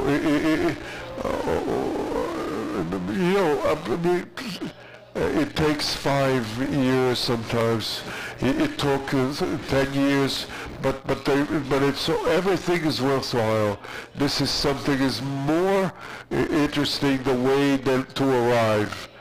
You meet people, you're involved with people that are very sensitive, and people that are mobilizing people.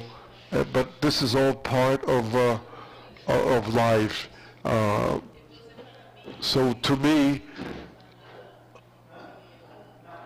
the scientific community turning their eyes to the indigenous people and their needs, but everything is there, those stones, the ocean.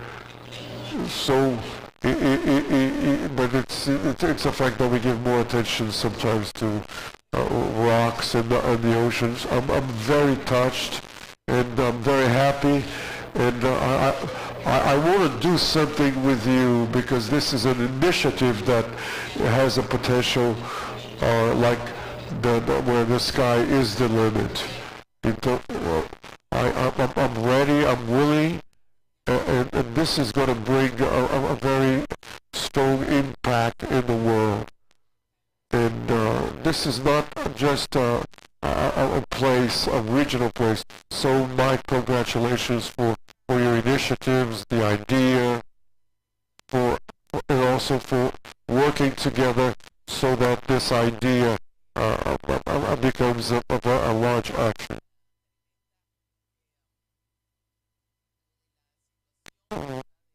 Congratulations, because we are dealing with crises in Nicaragua, but here we are, the Academy. We really did everything they could, and I'm here representing them.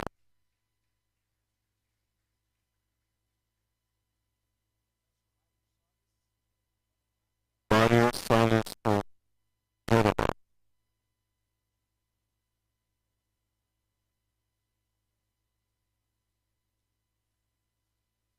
Oh, it's her birthday.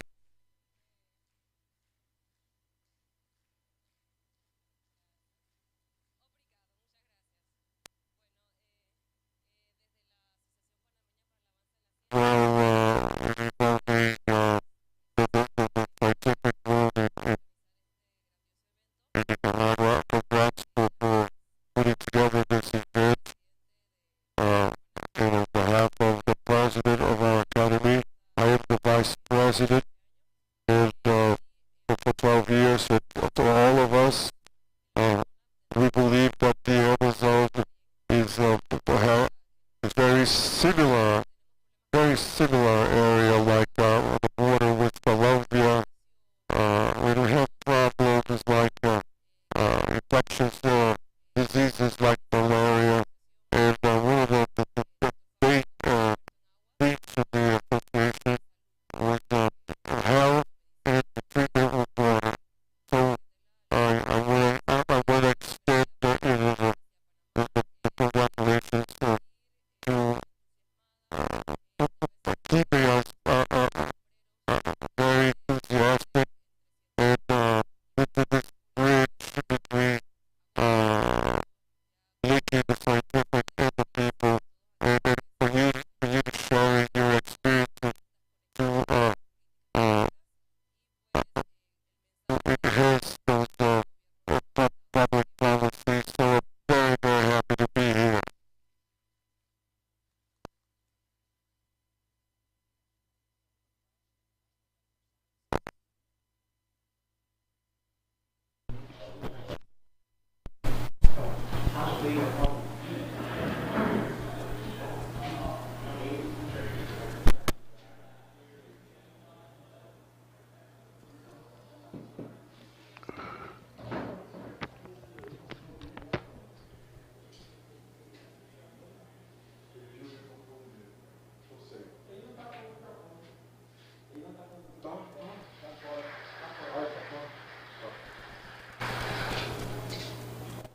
Juan Cristina, de Uruguay.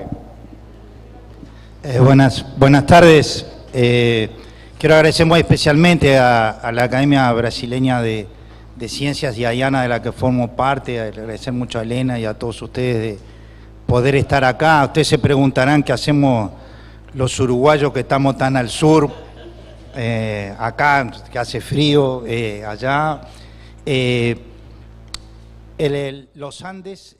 In the Andes, in the Amazon, in the South Atlantic, we've defined the climate in our region, and this is very special and important to our people, and the access to the to water in the future. So we are very much aware of happening in the southern part, that I know that affects also a lot of other countries. So I'm very happy for everything that I heard here, the science social appropriation. This is something that has impacted me, because some of us have a lot of problems in politics in our countries. And in Uruguay, COVID caused a lot of problems like the rest of the world, but the Academy was was involved, and I have other models that can show you that the Amazon with all the when we talk about health, well, the people that live here, we can't learn lessons that will help other people in other places. So and this is something that we can share. So thank you very much. I'm not going to talk about other issues in Uruguay, but I'm happy to be here. Thank you. Okay, well, now we have the general discussion, but this will be at the restaurant with the caipirinhas. So we have 3 cars outside, so we can just... Yeah, Jeremy? What about Jeremy? No, he already talked. You were sleeping, Monica. Okay, so, yeah.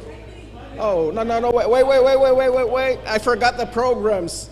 We still have, I'm sorry, Catherine from the water program. And yeah, so. It's not my fault. You weren't here.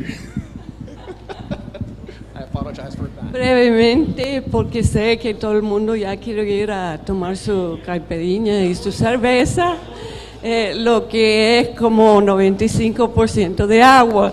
El programa de agua tiene un rol muy importante en esa iniciativa de Amazonías.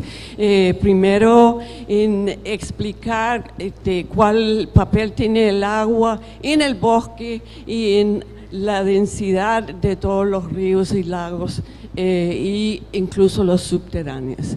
Hemos estado hablando, Hugo y Nicole y yo, cómo podemos aportar nosotros.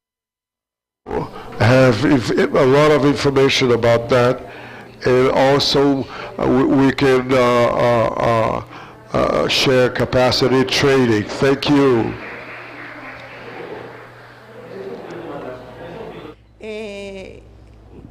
Gracias por la invitación. Yo vengo. I come from Costa Rica, representing the program, the Women for Health. I think this is a great initiative, and I want to go on working on this program. The Women for Science is not only for stimulate better access, provide better access to women in science, but because we know that the climate changes will affect the world as a whole. So this is a topic that has to be discussed. And like Andrea mentioned, I agree, and thank you for the invitation. Now it's over. Okay, acabou.